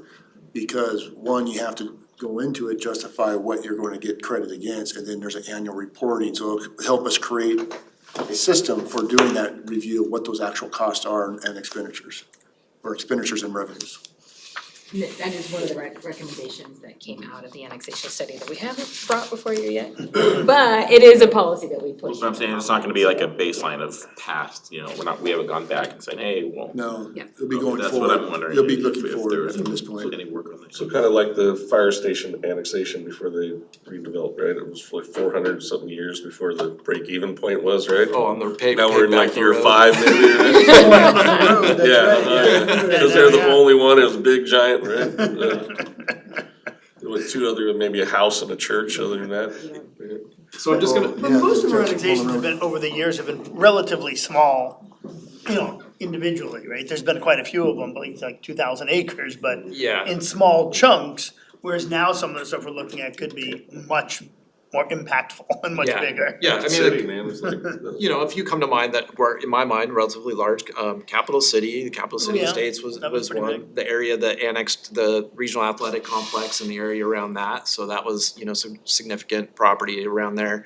And then the most recent annexation, the Dram Road, Cuyo Park annexation was another 500 residents, so, Yeah. you know, those aren't small annexations. That's true, yeah. Right. But they also don't have any commercial areas with them, do they? Not On much. public land. Not that's revenue where the- producing commercial. the challenge comes from, because you don't have that revenue base to pick up all the services that we provide. But a lot of those were public, you know, and public entities, right? Cause it was parkland, it was the RAC, it was the school, you know, Right. the fire department, Churches, yeah. church, so a lot of it was not residential. I mean, there was residential in there, but a lot of it was more public use type stuff already. I like that we're outlining the fact that, hey, in the future of our annexation, we don't wanna just take on residential, we really need to get some commercial, some revenue producing areas into our annexation plan. And once we start getting away from the island annexations, there's gonna be the Martin Way and corridor areas where it's gonna be a challenge, because they're not gonna wanna let go of that, you know, revenue source for the county. We gotta find a way to break bread with those guys. Yep. And the tax credit, that's the 15 bips, 15 basis points, 2 different ones, yeah. and then the state shared is another 15? No. So, How's that? so with the annexation, if it's a population between 2,000 and 10,000 people, In the annexation, you get 1/10 of 1% state share. If it's over 10,000 in population, it's 2/10. But those dollars have to be used to offset impacts in those areas being annexed. Specifically those areas. You can't use them elsewhere. You have to use them in there, and you have to justify on an annual reporting process that what you anticipated as the cost is actually being met. So you can get state share revenue up to the cost you identify as the need. But that could offset a lot of the reason that we've talked about for forever, that area, but not really made any action on it, is because it's always been looked at as the cost would be far greater than the benefit, particularly in the short term, right? It would cost everyone else in the city a fortune of money to pay for that piece, whereas now with some of that shared state revenue, it might actually be able to pay for itself. Or get a lot closer to paying for itself. And if you're taking a large population with their commercial, you're balancing those two that may be more palatable from our partners too, and working out of what that looks like in terms of. Because they still get. They'll still get their property tax revenue and 15 basis points. 0.515 of the sales tax. So right now, county would collect 1%, but soon, if we annex an area, they would go down to 0.15 and we collect the other 0.85. 85 bips. That's not too bad a deal. Yeah. And we've got lots of numbers for you to look at on the 27th. Yeah. And we're getting way ahead of ourselves there. We'll come back on the 27th, I guess. Way into the details. I will say, I appreciate, because since I joined council, the annexation thing has been like, yeah, we're getting your briefs soon, but I appreciate how much actual effort and work you guys are putting into giving us really the entire picture. Because I think that's really important on this decision-making process. So I do appreciate that, as much as we all want to be like, what's going on? Yeah. You know, it's better to get the whole picture than rush it, so. For sure. Alright. So we can move into the future land use map. If there are any other points of feedback, then maybe after Hans gets done going through this, let us know. This is obviously tied to the whole land use thing, so we want to make sure to touch on this before we get too far down the road. So was your original question that, hey, here's the goals that we've identified so far, do you guys have any others? Correct. So that it's any edits to any of them that were in the document, anything that you wanted to provide as a council, any kind of feedback, and or add anything or take anything away. So at this point. All right, well, let's have that discussion before we move on. Is there anybody who saw something or identified something that could be expounded upon, or Councilmember Viscos? Sorry, I don't know if I missed it. Is this the section where we talk about the environmental equity, kind of the environmental justice?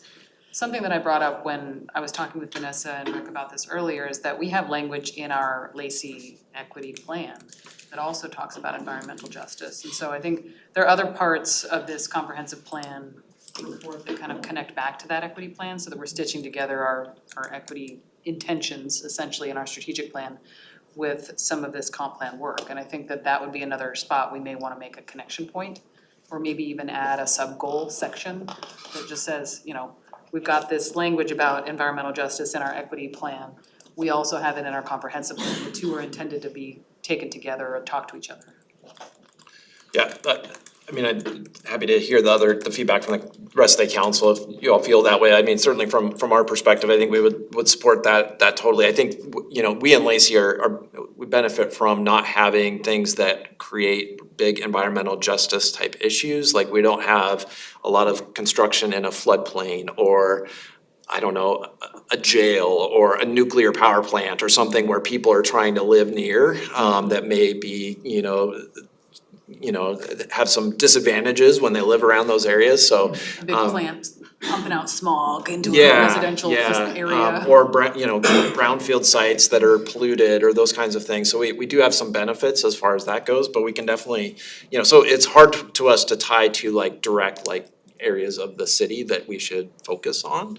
But we can certainly. There may not be a lot of gaps that we're trying to close, but it can really just be, in the future, we're gonna continue to make sure that we don't subject certain portions of our population to negative impacts of climate change. So what I'm hearing is the council weighs in on it is tying a connection in the policies between the land use and the equity plan. Yeah. And does the council have any conversation or thoughts on that?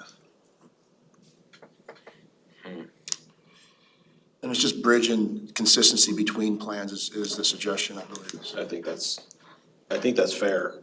But at the same time, like you were saying, you know, we don't have a whole bunch of those industrial create issues kinds of things, but I think it could close the door to those even being an option or something that would be, you know, produced up out of the ground, stood up out of the ground. I don't think we have a whole lot of space left to do any of those types of things. We just did the NCD stuff, which was really, everybody wins on that one. And so, but if it means closing the door on the possibility that something could come in that would cause some issues, then I could see it being viable in that within that circumstance. Yeah. The only other comment is, I mean, tying it together is fine, I have no issue there, but, you know, I'm not a big fan of solving problems that don't exist, and I don't think we have a problem here to solve in Lacey. I think what we do tend to see more is competing land use and maybe not too happy neighbors. Where, I mean, nobody wants to really live next door to a gravel pit, or some of the light industrial, like warehouse districts that bump right up against residential areas and bring in light trucks, that sort of thing. Noise. And so I think that's where ours tends to center more on. And from a noise and, you know, air quality type issue, the biggest one for us in our community is Interstate 5.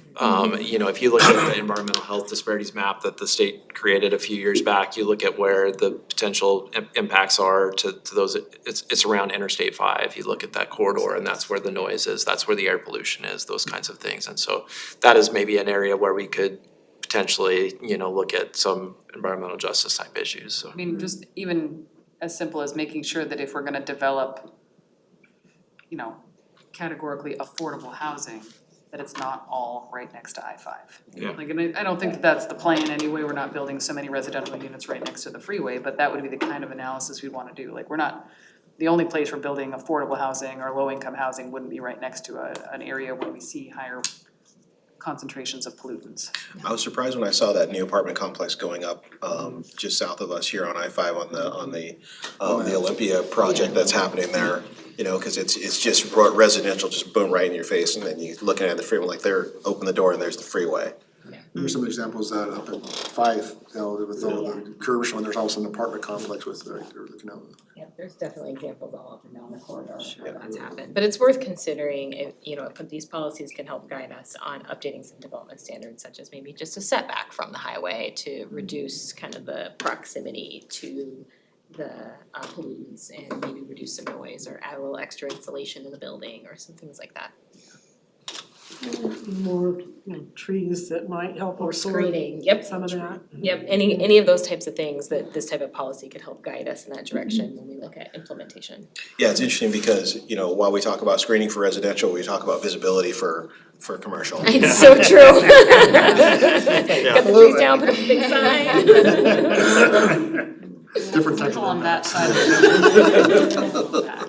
the It's amazing how much, I mean, we think of trees in terms of storing carbon, but it's how much noise they absorb too. I mean, it's, when your neighborhood was, you know, was forested, and when the trees there were cut down, oh my God, because I live a little bit north of Lenny, and suddenly it sounded like the trains were coming through my living room. Yeah. It's just like. So I'm right off 41st, and between 41st and the next huge building, there is a swath of trees that was that you know, apparently they had to stay or whatever the case may be, but they really do buffer a lot.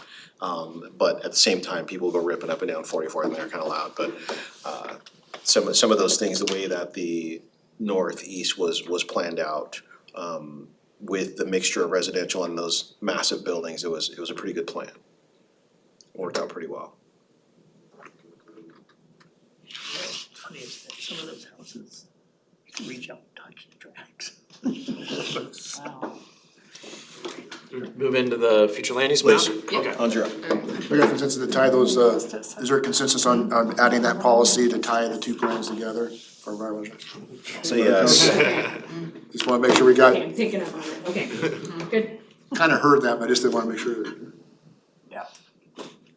All right, so I'm gonna shift discussion, it's all related to everything, but talking more specifically about the future land use map.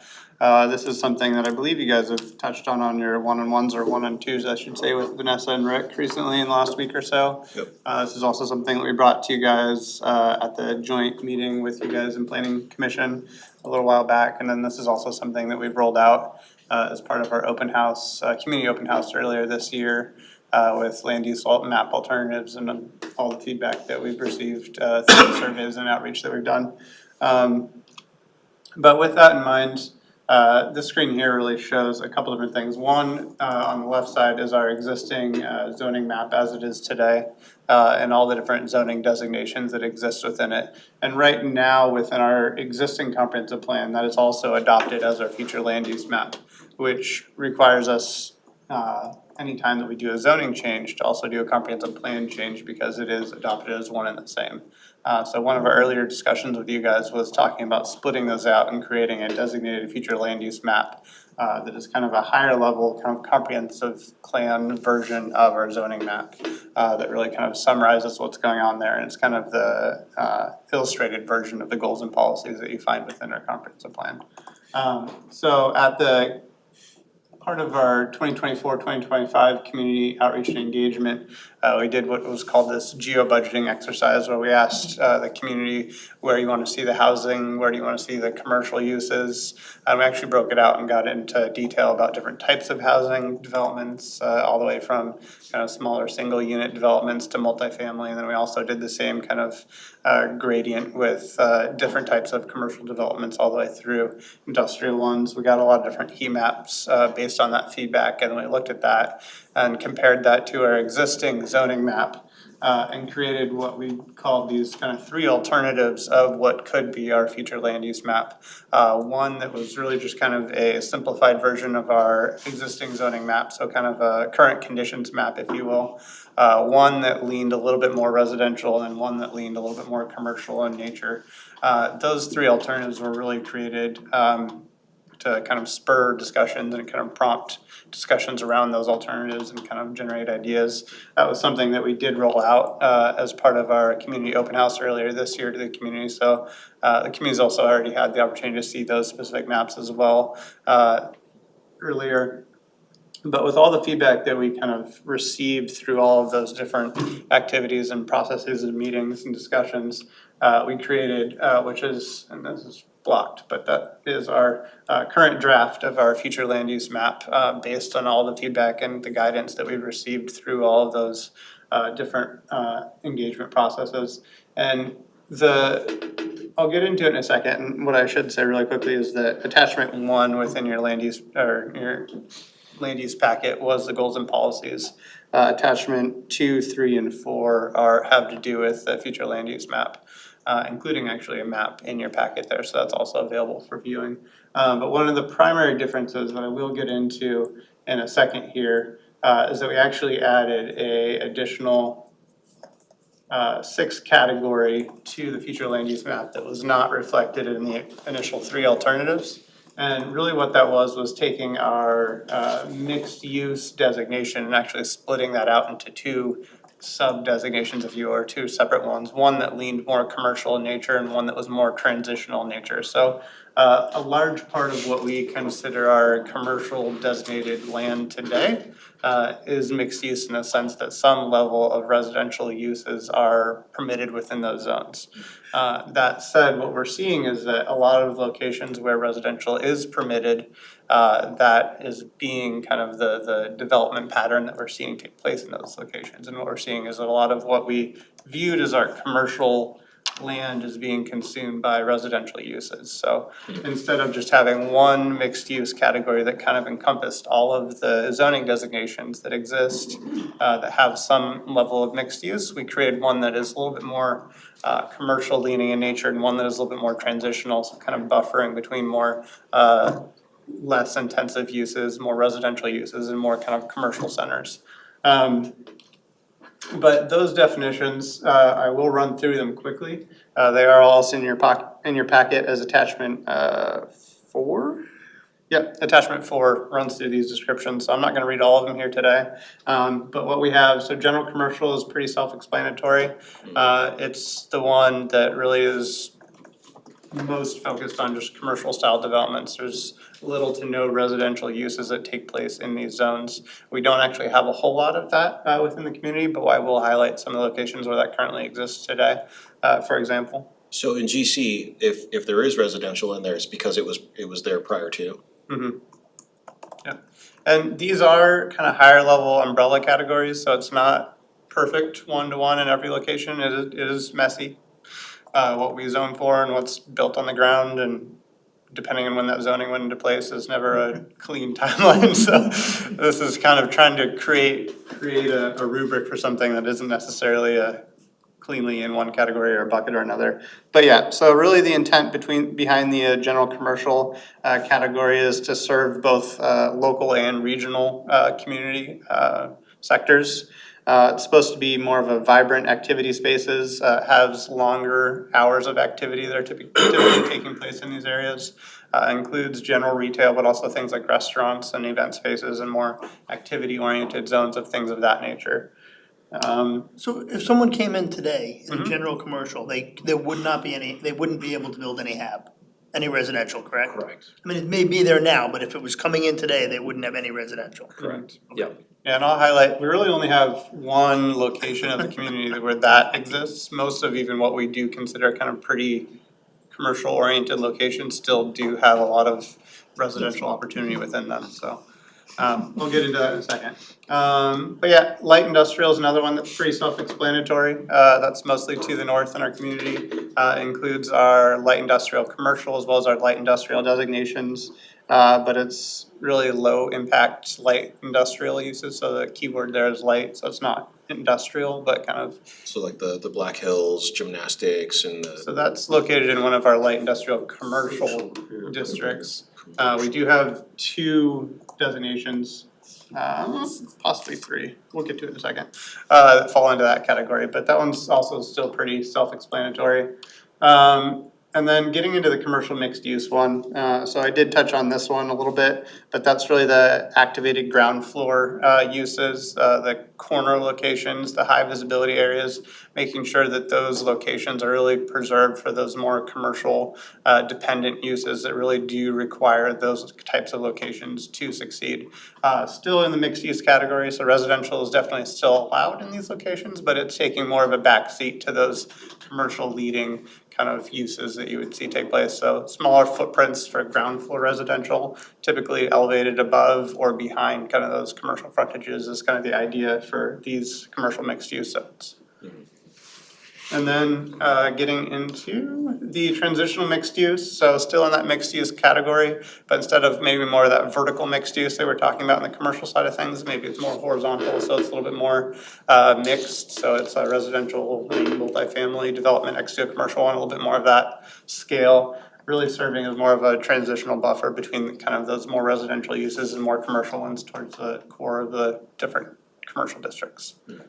And then we have residential, which is kind of a catch-all for all of our different, primarily residential designations. So our low, our moderate, our high, our shoreline right now is another one. Those types of districts would fall into that category. And then our last one is our open space institutional. So that's kind of a catch-all for things like parks, schools, city hall, fire stations, districts, things like that. So anything that's kind of really public-oriented uses, civic in nature, would fall into this category. Any questions on any of those so far? So for residential usage, if there's, let's say for the example, there's a lot available on a road in a residential area, it can go up to a fourplex, or is it a triplex? Right now, Today a or- triplex. Triplex. Today, yeah, Yeah. so one of the things that we're gonna be dealing with, and Jennifer will maybe bring it up in her presentation a little bit, is dealing with the state's mandate to require up to a fourplex. The condition is if you do a fourplex, one unit has to be affordable. So it's potentially with the state required amendments, you could do up to a fourplex with 2 ADUs associated with it as well. Affordable up to what AMI? 60, 80? You know that off the top of your head. 80? So you said 4 and 2 ADUs? Correct. So six units total. That's something that right now we don't allow 3. Correct. Right now, we only allow 3. Yeah, so this right here is a side-by-side of the current future land use map that we've created based on all that feedback. And then those categories that we just ran through, and then also kind of the zoning designations that would generally fall underneath each one of those categories. And again, this isn't 100%. There's some scenarios where some of that zoning designation makes more sense in this category, some of it makes more sense in this category. So for example, like our community commercial district primarily falls in that commercial designation, but in some of the locations within the community, it might make sense more in the commercial mixed use. And a lot of that is based on what's already built out at that location. So while there's our future land use map, which is the highest level, then there's the zoning, and then there's really kind of what's built on the ground there today. And we're taking all of those things into consideration when we're kind of creating these buckets for each one of these. But this is kind of the crosswalk that we're using as far as our 37 plus zoning designations and then where they would fall within each one of these categories. There is already starting to be a little bit of some notation here.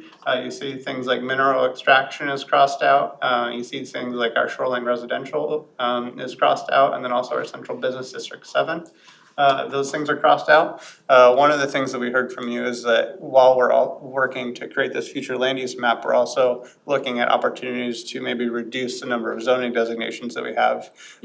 Primarily at this point, based on the amount of time and capacity that we have through to the end of the year, based on the deadlines that we have.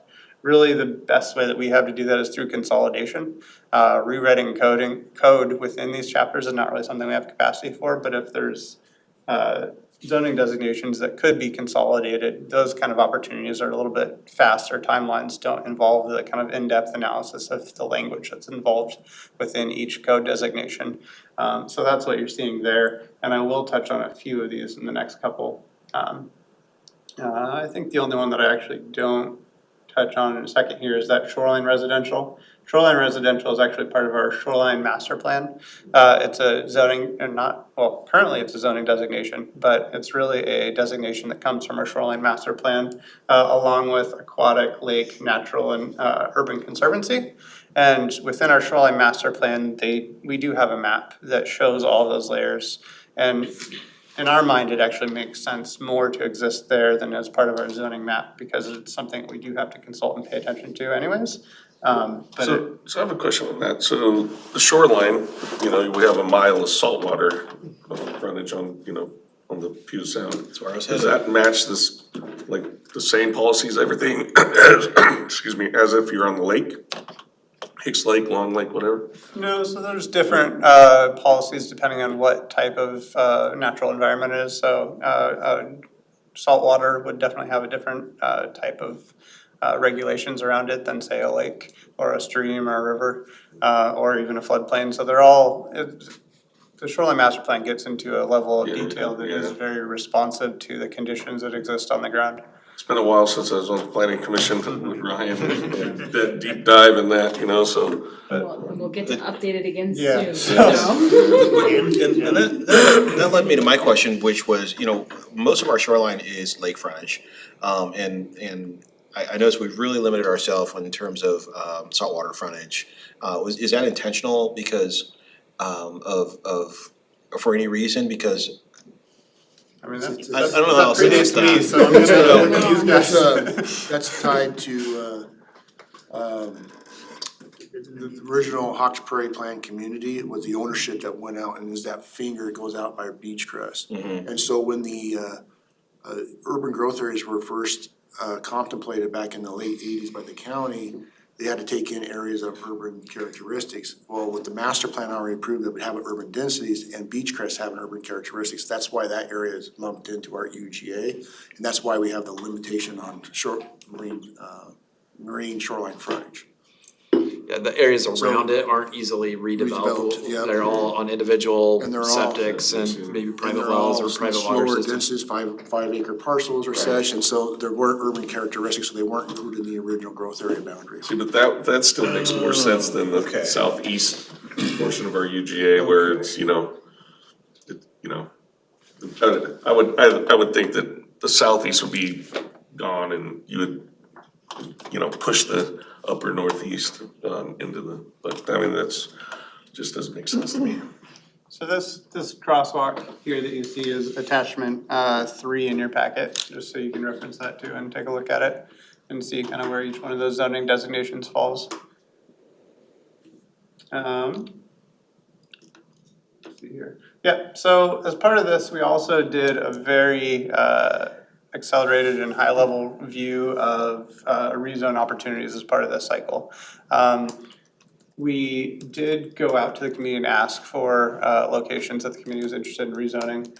We got around 50 actual responses, or unique locations, I should say, that were identified as part of that outreach. On an average year outside of the comprehensive plan update, we typically get 1 to 2. So that was a lot. And in recognition of the fact that our priority focus for this year through to the end of 2025 is really making sure that we hit our deadlines for the comprehensive plan. There is some opportunity to also look at rezones as they align with what we're doing with the future land use map, but the majority of them we're recommending for a future review cycle where we can actually allocate the attention that is needed to actually make informed decisions on those. So there's a few that are high level that are, so we carried forward about 15 of them. I believe that's also in your packet, attachment number 2. So that's something you guys can take a look at, and they're all hyperlinked, so you can actually click on them and they'll actually take you on Google Maps to where they're located, so you can actually see what's going on there. But we broke it, they really kind of fall into 3 different categories of rezones that we think that we probably have some capacity to take a look at as part of this year. Alignment with underlying uses, so really what that means is cleanup, so whatever's taking place there doesn't reflect what the zoning is, and a lot of that is actually city-owned property. So for like RAC Phase 3 right now has a residential designation on it, moving things like that from residential to open space institutional. Zoning consolidation, so we touched on that a little bit, but opportunities where we might be able to remove a few of the zones that we have and just move them into other zoning designations that already kind of accommodate those types of uses and description. And then the third one there is community requests, so specific site, specific locations that the community is, somebody from the community has come forward and requested a rezone for that location. So of those 50, we ran them through kind of a high level review of are they in alignment with the comprehensive plan process? Are there any critical areas that are gonna just warrant additional review that we don't have capacity for as part of this year? Are they downzoning? Typically a downzoning would warrant additional review as well, unless it's moving to open space institutional to accommodate a city use. So running it through that rubric, we worked with the planning commission to identify the ones that we felt we could give additional attention to this year and potentially carry forward through to the end as part of this adoption cycle. There is still a likely scenario where we do enough review of those and we identify that we don't have the capacity necessary to really get to a meaningful resolution, and at that point they'll just be kicked to probably the 2026 cycle, where we'll be able to allocate more time to actually better understand what's being proposed and then make more of an informed decision at that point. But that's part of your package as well. I am going to highlight a couple of them. So examples of rezone cleanup, so that was that first category. So you actually see a lot of this around City Hall, Department of Ecology, and St. Martin's. So this big red box here, a lot of that currently on our current map actually has a Central Business District 7 designation to it. But if you look at property ownership, if you look at current uses, what's actually taking place there, it's all some form of municipal or public use, so it really doesn't make sense as a commercial designation. It's also misrepresents how much of that commercial type we have within our community for other uses. So when we're looking at high level kind of acreage totals of our Central Business District 7, it's actually skewed higher than what we actually have to work with based on scenarios like this. So this was considered kind of more of a cleanup where we're moving that from one designation to an open space institutional. That includes a school. Portions of St. Martin's. St. Martin's University actually does own land that goes all the way over to Martin Way. So school would fall into there, Department of Ecology land falls into there, City Hall are all examples of land, the new police station would all fall into that category, but just updating the zoning designation to reflect what's actually taking place on the ground. In this case, it looks like it also touches big, whatever the tire place is, and the, or am I wrong there? Talking about Martin Way Village, it's just. Yeah, Martin Way Village. It's just the overlap of the. That's bond. just north of where Martin Way are, just a little to the left. Martin Way comes in right here, Yeah, runs this right is the along green here. north. It goes beyond the green, but it's really just highlighting the green. Okay. Yeah, so this is the green belt in here, and then it also pulls in things like Woodland Creek wetlands and other kind of designations like that nature, so open space in there. And then the other example, and I did reference this earlier, but the RAC area, so phase 3 here right now, that has a residential designation. And then there's also the fire department in here that had a residential designation, so updating those types of mismatches between what's taking place on the ground and what they're currently zoned as. So those ones are the majority of the types of rezones that we're recommending to carry forward, which is really what we view as cleanup. We don't anticipate a whole lot of focused attention around those. They seem relatively straightforward, so they seem like good candidates for this cycle. Zooming out a little bit, example zone consolidation. So I did reference this a little bit, and it looks like one of the 3 that I had going on here is hiding. So I'll start at the top here. So after doing the rezone that I just talked about around City Hall and Department of Ecology, really that box there is the only portion of the community that we have left that has a Central Business District 7 designation. And looking at the uses, and it really only represents about 6 parcels that have that designation at that point for the entire community. So we also have a Central Business District 6, we also have a Central Business District 5 and 4 designation. So I don't know that it makes sense to keep one designation for the remaining 6 parcels over there. So looking at an opportunity to potentially move that designation from the 7 to potentially the 6 to better reflect the majority of the Martin Way corridor, which has that Central Business District 6 designation. What's the difference between 4, 5, and 6, and 7? You know, That's a good question. Off the top of my head, I don't know that I could give you an honest answer. I mean, you don't know that? So back in our original comp plan. The difference is numbers. We used to have One is a 6. We used to have CBD 1 through 7, and they all had different zones of intensity of commercial uses and transition. So easier way 4 is really your transition to residential, so a smaller scale. It's like Lacey Boulevard on the south side where all the homes were that are converted to some type of business and transition in the neighborhood. Okay. 5 is one step interior to that, so it's not directly adjacent to residential, but allows a few other types of uses. It's more small business focus and everything. 6 and 7 had a little more institutional and public use in terms of offices, and 6 had a little bit more of a retail office type of mix. So very subtle differences, So but could they all be, could they all become one? I mean, is there really a need for? you can merge those 4, 5, together 6, and 7. and take the elements that you wanna keep within those that are unique, be able to make sure there's flexibility. It goes back, I think, to what everyone here has been saying, is trying to create opportunity for more flexibility, but also make it more simplistic for people to navigate. Exactly. So I think 7 is a pretty easy one, based on the other recommendations that we have going on here.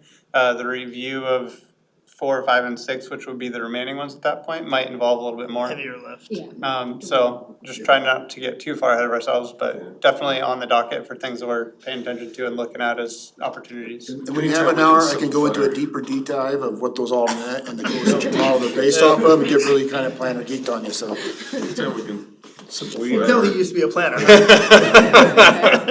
I learned it all from Dave. Our zoning and in our border, our city limits, and we can simplify that, the better, way better. Yep. We also have a box down here at the bottom. That box represented what used to be a village center designation. Really, village centers are a land use mechanism that we have at the city. But once they are fully built out, which this one is, that village center designation doesn't necessarily make sense anymore. So that one was built out as moderate density residential. So instead of maintaining the village center designation, which is more kind of intended for the construction of that project, once that construction has been completed, it's an opportunity to move it from that village center designation to whatever it was constructed as. In this case, moderate density residential. So eliminating that village center designation at that location is another example of the consolidation that we've been doing. And then I do have one at the top of the screen that's hiding up there, which is actually our lone mineral extraction designation, which is the only, it's not even a full parcel, but we still technically have some in the city. So we've connected with the property owners on that one. The majority of their site has a Central Business District 6 designation. They agree that they would like their entire property to have the same designation. So by doing that, we actually could fully eliminate mineral extraction from our zoning code at that point. So that's another kind of small lift, seems to make sense with what we're doing, example. And then zooming in a little bit, examples of community-led requests. So these are kind of more the traditional type that you would see outside of the comprehensive plan update cycle, where somebody comes in and is looking to do something with their property and their zoning designation doesn't quite match up. So one of the opportunities or pathways forward could be a potential rezone to better align with whatever their proposed use is. So these are 3 examples of those types of conversations that we're having with individual property owners. The bottom one here, right next to the Lacey Boulevard, has an OSI designation to it. It was part of a residential project a long time ago, but never had any covenants on it to require it to be an OSI.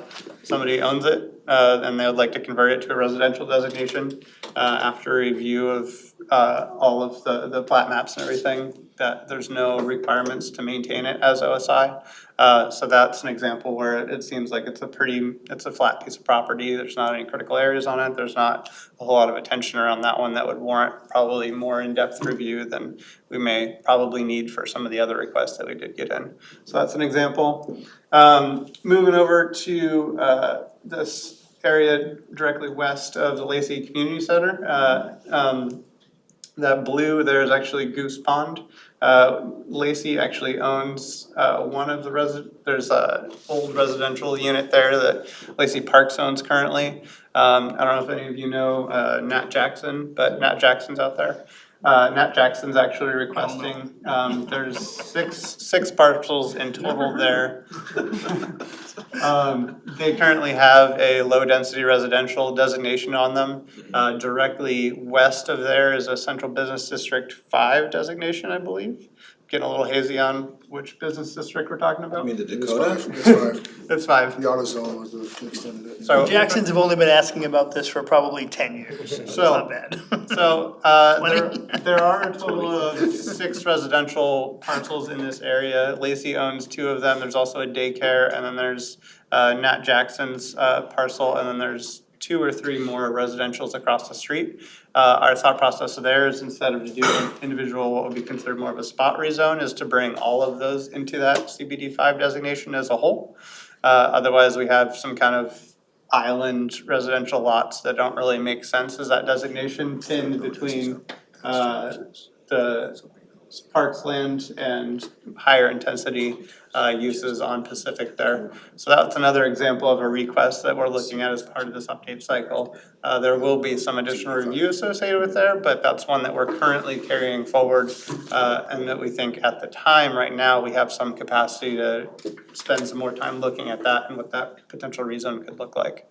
And then the third example here is actually, I think that's off of Carpenter, but it's near that same intersection there with Pacific. It currently actually has a historic neighborhood designation, but it is a property owner that's I think 1 or 2 parcels off of that pretty high intensity intersection there. Safeway's at that corner there for reference. Isn't that where the parcel's for sale? I believe so. Yeah, I saw that. Just south of the, Yeah. It's got the beat up wooden Retirement. fence around it. Yeah, I think that there's maybe one or there's like some kind of garage and the house is set back or something, Yeah, but some old barn. yeah. But based on its location and proximity to other higher intensity uses and the request, that was another one that we are currently taking a look at as a potential rezone opportunity. Are we gonna get any pushback because it backs up to a historical, right? So historical neighborhood is a zoning designation, doesn't actually have any historical protections on it. So just like our low density residential is a zoning designation, our historical neighborhood actually is just a zoning designation. So from that perspective, there's no true historical concerns that we would have about that rezone, if that makes sense. Or just identified in the neighborhood, right? Mm-hmm. Yeah, so just in the same way that our low density residential is a zoning designation, our historical is as well. So from that perspective, there's not as many concerns that we have about the amount of additional review that would be necessary for that site. There would be some consideration for sure, but nothing historical exists on that site or immediately around it that would warrant. Oh, okay, because it's a little further in. Or, so are we changing it from what is it now? Yeah, so right now this one right here has it's actually 4 different lots. I think 3 of them are very narrow slivers, and then there's one kind of primary lot. But that box right there has a historical neighborhood zoning designation on it. That said, there's nothing historical as far as the registrar is concerned that exists on that site. Right, and I think I'm thinking more of the neighbors behind it. Gotcha. Yeah. Yeah, so the other neighbors also abut on, I think it's CBD 4 right there. Okay. So they would continue to have that adjacency there, but we would take a look at transitions and buffers and other impacts of that nature before that would fully go forward. You might get some pushback only because if you recall, when the senior housing, the reserve was built, there was quite a bit of pushback from that neighborhood. Even though the Albertsons was closed and boarded up, but they preferred that to the new building because it didn't block their view. And that went out into appeal, and it was changing character, so. And that's an example of if we decide that there's a lot of engagement, needs more specific analysis, we can kind of kick it out of this cycle, so. So we took all of those, we created 2 buckets, and likely as we move forward, some of the ones that we're initially carrying forward are gonna shift over to that additional review as necessary recommendation. There's a certain element that just doesn't like change either. They actually did, they pushed back on the reserve, even though the building that was there was a boarded up building, and they were like. More density, right, as compared to. Well, that's the thing. That's what I was thinking too. We need to be building in already built spaces if we want that Exactly. density. We're gonna have to redevelop some of the stuff that we have. Those are the areas, you want the redevelopment. So that actually brings me to my last slide here as part of this. It's next steps, continued rezone review, so we talked about that. So it's those ones that we're thinking about carrying forward, there's more review that is needed, so we're gonna continue doing that. And depending on what we find as part of that review, there will be future recommendations that do or don't come out of that, whether or not we're recommending to carry them forward or not as part of the 2025 cycle. Incorporate planning commission, so we've already met with planning commission, now we're meeting with you guys. Any guidance that you have for us as part of this process, we would work that into what we're presenting here. And then looking forward, probably early July-ish, late June, early July is when we're gonna be releasing all of our draft comprehensive plan essentially to the community for additional community review. But yeah. And so the future land use map as well as the rezone applications that do move forward would be taken as a package to the community for feedback at that point. I really, really like this transitional mixed use. I think that's gonna be a big help going forward, so that's great. Yeah, this exercise was fascinating when we started kind of creating these buckets and then pushing all of our zoning destinations into residential or mixed use. Yeah, so this location right here is our really our only that's purely commercial in nature right now, Like as far as the Costco, zoning Home Depot, designation. area in So, Roxbury. Doesn't get much more commercial than that, right? Yeah, but everything else really falls into that mixed use or residential designation in large part, so it's. A little jettison to the left is the Walmart. Yeah, Mhm. correct. Yeah, so looking at those mixed uses is, I think, is really where our biggest opportunities exist, so paying attention to which side of that transitional or commercial leaning mixed use designation, I think is gonna be a big part of this effort moving forward. It seems like part of the goal here is to ease the transition between business and residential and create that kind of buffer between the two. Absolutely. Do you have an example of something that is zoned as the village, right, that village designation? Horizon Point.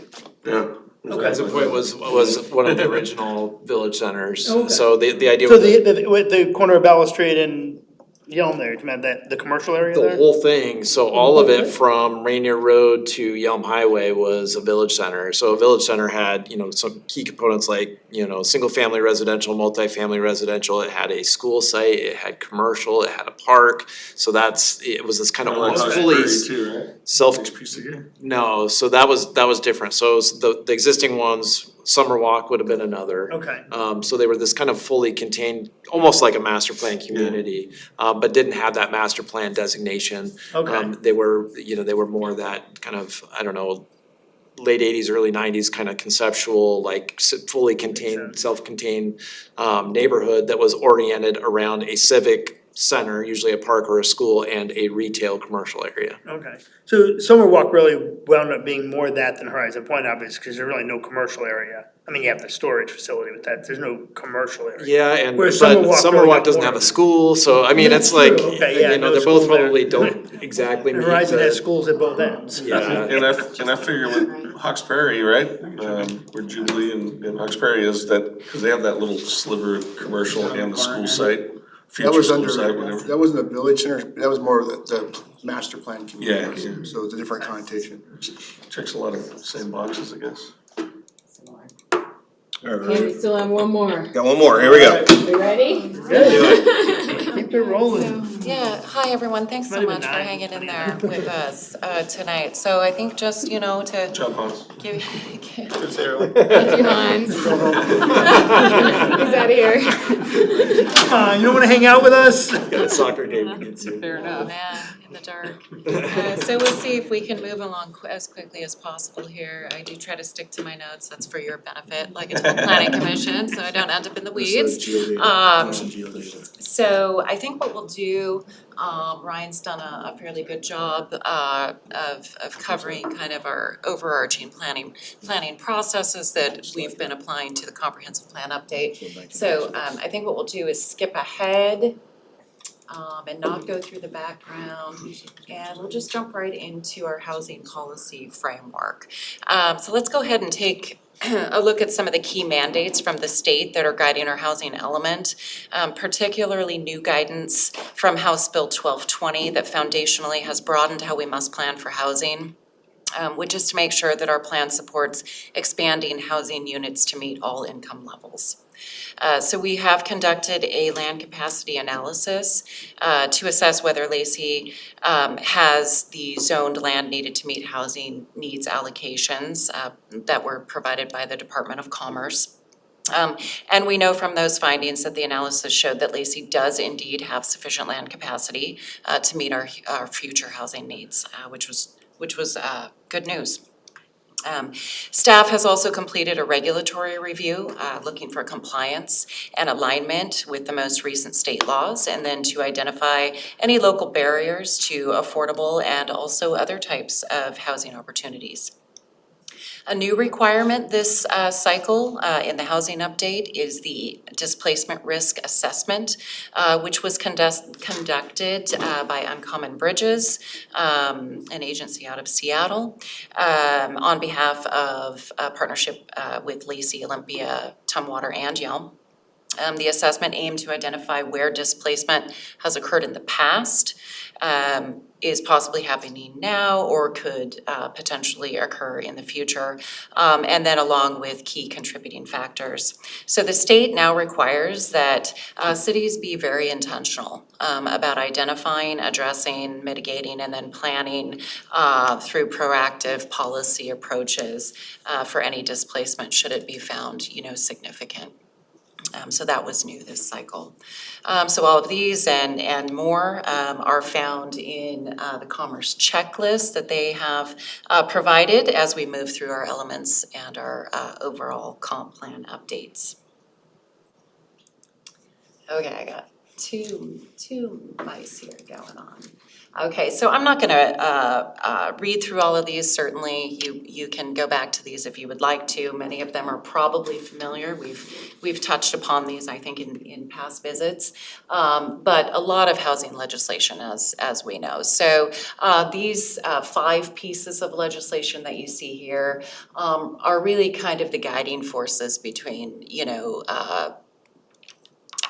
the direction that we're going in, which isn't necessarily different, but it's more, right? More diversity, more density, et cetera. So House Bill 1220, guiding the comp plan, House Bill 1110, that's our big middle housing bill. So certainly we've had some high-level discussions on that, and we'll have more in the near future. 1337 addresses our ADU provisions that we know are increasing from 1 allowable to 2 allowable per lot in residential districts. And then, other things such as co-living, we'll be having future conversations on that as well. I have a quick question. Increase allowable size to at least 1,000 square feet. What does that mean? So that is for the ADUs. So currently, I believe our provisions are 800 square feet, or 850. So we'll now be having to move that or moving that to 1,000 square feet for the ADU allowances. What size lot do you have to have for 1,000 square foot ADU? Because that's another house. Mm-hmm. So currently our rules don't permit it, but the state law is saying we have to, and it doesn't limit the lot size that you can put that on. So that could be attached or detached, so that could be a second story or a basement or something as well. Okay. Yeah, depending on what you have, the 10,000 square foot lot, depending on what you have for your primary residence, there's 1,000 square feet. Backyard. Because, 400 square feet is a two-car garage, Correct. right? So Absolutely. 800 plus. It allows it for on any lot then? So we have to allow an ADU regardless of the size of the lot. Correct. Even if it's on septic? No, that's different. Could it be the primary, or does it have to be additional? Could it be the primary on a very small lot? Well, then it would just be the primary. Okay, that's where I was. But you have to allow 2 ADUs with that primary even on a small lot. So you can physically fit them on there. This is gonna be fun when we get into the. A duplex ADU? Well, so one of the things that, our current regulations are really prioritizing is that there is a primary unit which is of a larger size than the smaller unit. So our primary unit is basically required to be double the size of the accessory dwelling unit.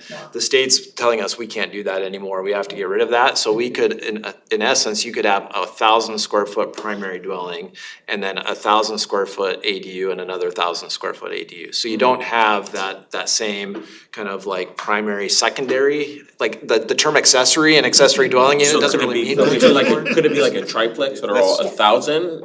Because that's a family compound. Interesting. Yeah. When we did our ADU program, when we did all that work that we did on that, and we reached out, I remember, to pretty much every lot that was big enough to have an ADU, right? Correct. So now that actually would expand to all the lots, even all the other size lots, all the smaller lots. It does technically, so there's some creative things we've done to kind of disqualify some folks. So we've said, usually the smaller lots, less than 10,000 square feet, anything that is maybe on septic or anything that is somewhat newer, because a lot of times HOAs actually prohibit additional units other than single family. So we've we've come up with some ways to kind of divide that up. So, it's still, when it comes down to it, the ones that we think are the primary candidates are those that we notify. Still those through same that- ones, really? Yeah, Okay. through that process. And this can't override what like an HOA policy is? So HOA policy would, that's not something that the city gets into, that's something that's regulated through covenants by a homeowners association, but that would apply. What the future the legislation says is that they cannot prohibit them in the future. So if we had a new development today come in, they could not, within their covenants, put in limitations on ADUs. Or middle housing units. Old ones that have existing conditions, those still would apply, but they can't have any new. Do you foresee a day when the state might dictate to the older HOAs, you must let this happen? I think there's been bills to that effect. That's coming. Off-street parking maximums, Well, they're so close together, I don't know where you would do it. what exactly does that mean? Where are we at? Or I'm sorry, are we Wait, back? See, I was already moving us on. 1337, and I wanna move on too, I'm just like, So we were back on slide, oh, I'm sorry, wrong one. Slide. That's a list of legislation that we'll have to get into the details Oh. with this council on to actually develop regulations around, but they are not necessarily the details that we have within these policy documents Okay. today. So one of the things that Jennifer's taken into consideration in drafting these is ensuring that the policies that we have aren't gonna result in conflicts with these when we move forwards, right? And of course, these are all gonna take discussion with you all and code writing and those conversations, but we will have to align them with state law. But they're not necessarily detailed within this policy and document. I'm just looking for a definition of off-street parking. Well, I think. Something that's on a private property. Yeah. Private property Yeah, private. parking, and there's gonna be a maximum. Yeah, correct. So I think the short answer to maybe what you might be asking is that instead of having minimum standards that must be met for parking, the state would like to see us shift that to a maximum, right? Or maybe no parking at all, right? So make that more of an option for a developer. Okay. And not to get in the weeds, So- but That's there's interesting. new parking legislation from Yeah. this From this session, last so session. this is a to be continued discussion. Very much to be Oh, continued. new legislation from this session? Yeah. That we're ties That our would hands even even limit, further. So to be continued. Comments from the people. Why let us have any control? I'll keep it to myself. Yeah. Wow. Okay, this So is not maximum laughing instead of time. minimum Okay. parking, that's interesting. And then just a quick reminder that, as we work through goals and policies, which are kind of hierarchical, if that came out correctly, we just want to remember that things that influence these and that carry forward actionable pathways would be other guiding documents that we have, right? So in our housing documents, we would look to things like our housing action plan, our affordable housing strategy, which we have done to present to you the draft goals and policies that you're seeing here tonight with housing. And then also just wanted to highlight, a good level of collaboration that I feel that we have done across departments, in planning and other adjacent departments as well. And then we don't need to say much about this other than, we feel like we had a really successful open house regarding our comprehensive plan. And kudos to, our planning commission who made a presence and really supported that process. And we had a great turnout. We heard a lot of feedback from our communities, so that has really been taken into consideration as well, with our draft. And so, really just to sum this all up, where we are going with housing is, planning for housing across all income levels, supporting diverse housing types, developing strategies to address racial equity and displacement. We want to do our best to align housing with job opportunities, transportation. Inventory of housing needs and land capacity was done to help us with this process. And then continuing to identify and remove barriers for affordable housing. And you heard me say earlier, really for all housing, as we look at the whole scope of things. And then demonstrate our equitable public participation, which again, I think we have done a tremendous effort to do. So, no, yeah, you keep going. Are you sure? Yeah, cause I'm looking at all this and I'm thinking, I see the infill, plan. I see the desire to, hey, let's move in with our neighbors, so to speak, right? But what I don't see, is let's build smaller units. Right? Is there any legislation for like, maybe everybody doesn't wanna live in 3,200 square feet. I do, but that doesn't mean everybody does. Yeah. And so some people are like, I could use 600 or 800 square feet and I'd be fine. And I don't need, a half an acre. I think that really that is where our middle housing initiative really comes into play. I think that it's taking exactly what you're saying and saying, there's a much greater need across many more groups of people than a 3,200 square foot single family home, right? Which traditionally has sort of been the American dream for the past couple of decades. Yeah. And so I think, well, 3,200. So it's more than I want to take care of, but so I think that we will, as a group, be answering those questions more as we move forward into our middle housing discussions. And of course, feel free to please jump in if I'm forgetting anything or whatever, but I think that's where we're gonna see opportunities for building smaller footprints. I just don't think nationwide there's any appetite for builders to build those type of houses. There isn't, because you turn around, There's no money in it for them. Yeah, because they'll sit there and tell you it doesn't pencil. It's gonna take the with our lot, project, the private, public-private partnership that we're trying to do to build housing like that.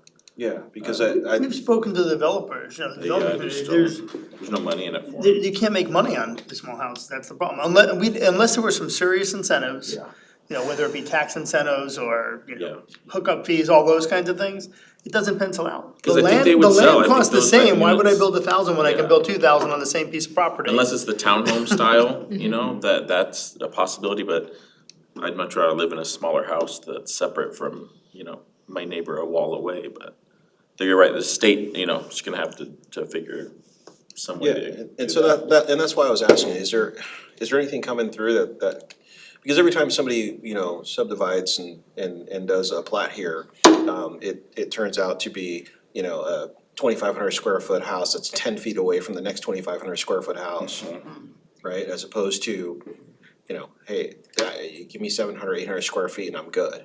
So, one of the things we always come back to is, the city doesn't build housing. We set the stage for the housing to be built, and we've, especially with what Jennifer's talking about in terms of our future middle housing regulations, we are absolutely 100% setting the stage for those things to happen. It's gonna take the private sector to build those units. We have, I think we were here, maybe it was a year ago, the new DR Horton project where they did have some single family units that were in that 1,500, 1,600 square foot range. So some is getting built, but it's not at the level that you're talking about. It's just a little bit here and there, or townhomes. And then our public-private partnership that we're having for the lot parcel that we're purchasing from them, what is the size of those cottages that we rendered? This is the housing authority that would be developing it. What we've talked with them about would be more cottage style. So to what you were speaking about, maybe 800 square feet, 700 square foot cottages. Obviously, there's no formal application for that, so we don't have anything that is concrete, but that's been the conceptual conversation. Even like in housing development, like in Horizon Point, out of the, 1,500 plus homes, I think, total, there's probably not 25 in there that are under 1,500 square feet. Yeah, the only place I really see them is I saw off of Yeah, Carpenter because I live in Road, one. there's a little place where there's some, they're not exactly, they're kind of attached, but they're only attached by a fence, right? Malibu Drive area, Yeah. zero lot lines, those are zero lot line project that came in the late 90s. They're old, yeah. And so I've they're seen just those offset. ones, Yep. and then I've seen the ones off of Deutero, or up in that area up there where it's like a 2-bedroom, and they look like workforce housing, but they're never empty, and. Nothing's ever empty, man. Yeah, I know, especially around here. Anyway, it seems like something that we really need, and I don't know how we're gonna get that. The public appetite's there, it's just not the builder appetite. Yeah. Can't make enough money. Well, and it takes a niche builder, I mean, again, you have a couple different types of builders in the community, and you've got the national builders that are looking for a specific project, and it's about how they turn it over and efficiency of lumber package. Malcolm's gotta But you buy have the to find a land niche and build builder it. that comes in and takes that individual parcel, That's it, one-off man. parcel. Buy the land and build a bunch of 1,000 square foot homes. Yeah, It's on you. Highline has them. We're leaving it up to Malcolm to fix. Malcolm's the niche builder. Combine your faith with mine, it'll happen. So I'm not going to read, but read these since they're in your packets, but presented to you this evening again is 9 housing goals. So please, if you haven't already, take some time when you have it to review those goals. What I would like to do though is take a look at some more specific examples that maybe can open up some further discussion if there is any. Let me just find my correct slide here. So looking at goal 1, for example, ensure housing availability and housing choice. So, a policy that could help get us there could look like promote a variety of housing types by increasing residential capacity and housing choice for residents of diverse household sizes, incomes, and abilities. So there again, pushed probably by Middle Housing or supported by the Middle Housing Initiative. Goal 2, promote equitable and inclusive housing distribution. Policy there could look like support policies and programs that promote housing stability for renters, including initiatives that expand access to rental assistance, stability, and long-term affordability options. Let's move this forward. Ryan, we had some that we wanted to highlight. Everything said. Yeah, Do you want me to skip through any of these and just go yeah, to? go right to that one, I think. To, The one. 16? Was it 16? Prevent displacement. Well, we can look at this one because, this was some of the new stuff. So, mitigate, Goal 7, mitigate housing displacement and the loss of naturally occurring affordable housing units. Oh, I'm sorry. Sorry, everyone. Two Thank minutes you. over there. I'm sorry. I apologize about Yeah, so that. this is the one. Thank you. Yep. All right. Gosh, it pays to sit next to you every time. Loss of naturally occurring affordable housing units. Naturally occurring affordable housing I'm trying units. to, Okay, so when we think about naturally occurring affordable housing, probably a very good example would be manufactured home parks. okay. It's naturally gonna be a lower cost than a traditional So house. naturally and traditionally, a lower cost of entry, right? Higher risk for the residents. crazy, incredible hard loan to get. Yes, so lots to come, I think, on conversations about that here in Lacey.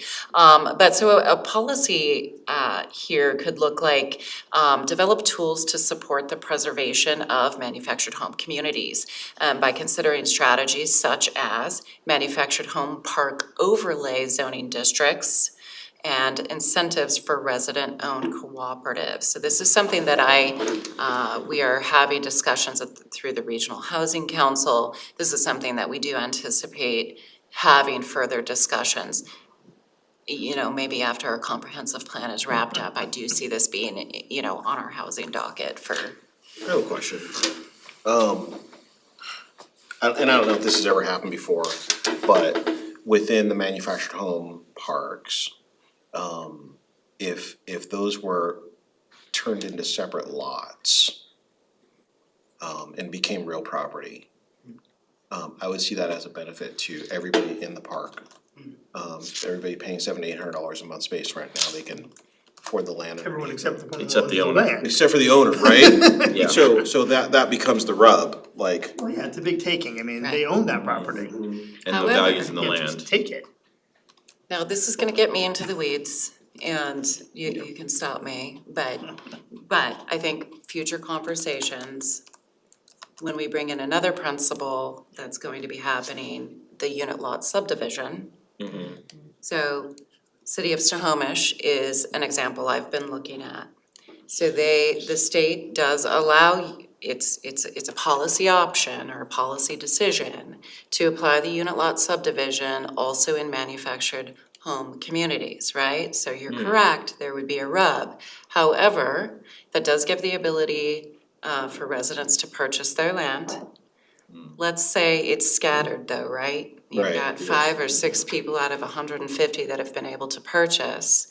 The owner can still sell what has not been purchased, right?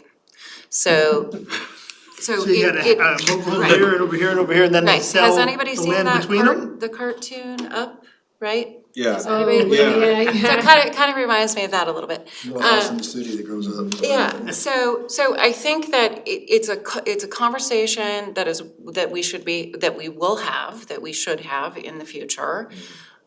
I think you make a really good point, right, about there being some advantages to maybe looking at that as an opportunity. Not without some consequences, right? So I think we really need to have the foresight to really strategize about what could happen. Okay. So stand by on that. Well, and I'll just add to this too. I think all of you have been approached by residents in these communities as far as like, what is the city doing to protect this, this park? And so this is in an attempt to add some policies that may help bolster a future work program item related to this. So this is, again, as Jennifer said, this is not something that we're gonna be able to address through our comp plan, but we're setting the stage for a future potential work program item that might be able to look at an overlay district or some kind of thing. The problem is with this is that, once you start diving into how to protect the parks, you pull at that thread and it really starts to unravel rather quickly. You start thinking about, well, should all parks be preserved equally, or are there parks and I can point to some of them here in our community or really nearby, which are fairly substandard living conditions. Are those places that should be protected, or should those people have a better, long-term arrangement? So, it just, there's all these different issues, layer upon layer of issue that once you get into this, that really needs to be examined very carefully and closely. And unfortunately, it's not, the overlay is not the silver bullet solution that I think some of the residents believe it to be. They also come with the word moratorium often. It's kind of that same thing, right? It's like, well, we can't prohibit somebody from selling property through a moratorium when they believe that's what we can do.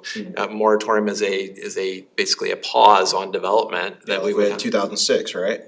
What's that? Like we had in 2006. For the light industrial warehouses, I think was probably the last time that the city would have done that. So, and then we have to apply that across the board. It's not like we can just target moratoriums of development in existing manufactured home parks.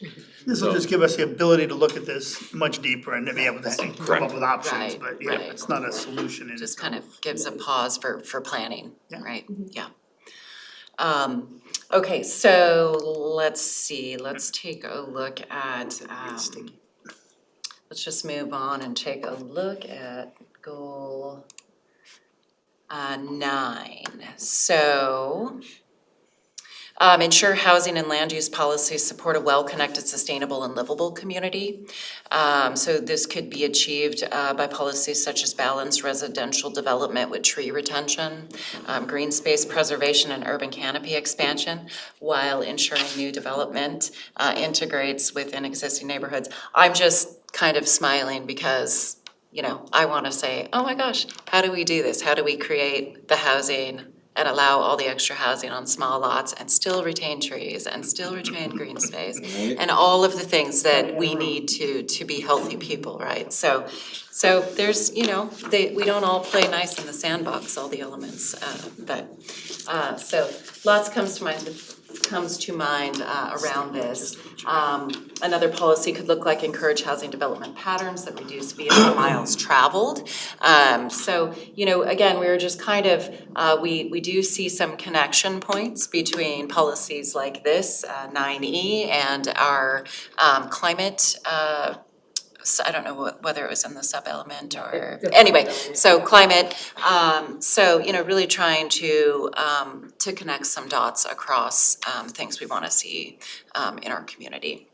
So that's kind of the direction, just a sampling of the direction that we're moving in. I think that overall, compared to our existing 2016 comprehensive plan, what you see here in the draft is largely a reorganization of goals that we've already had.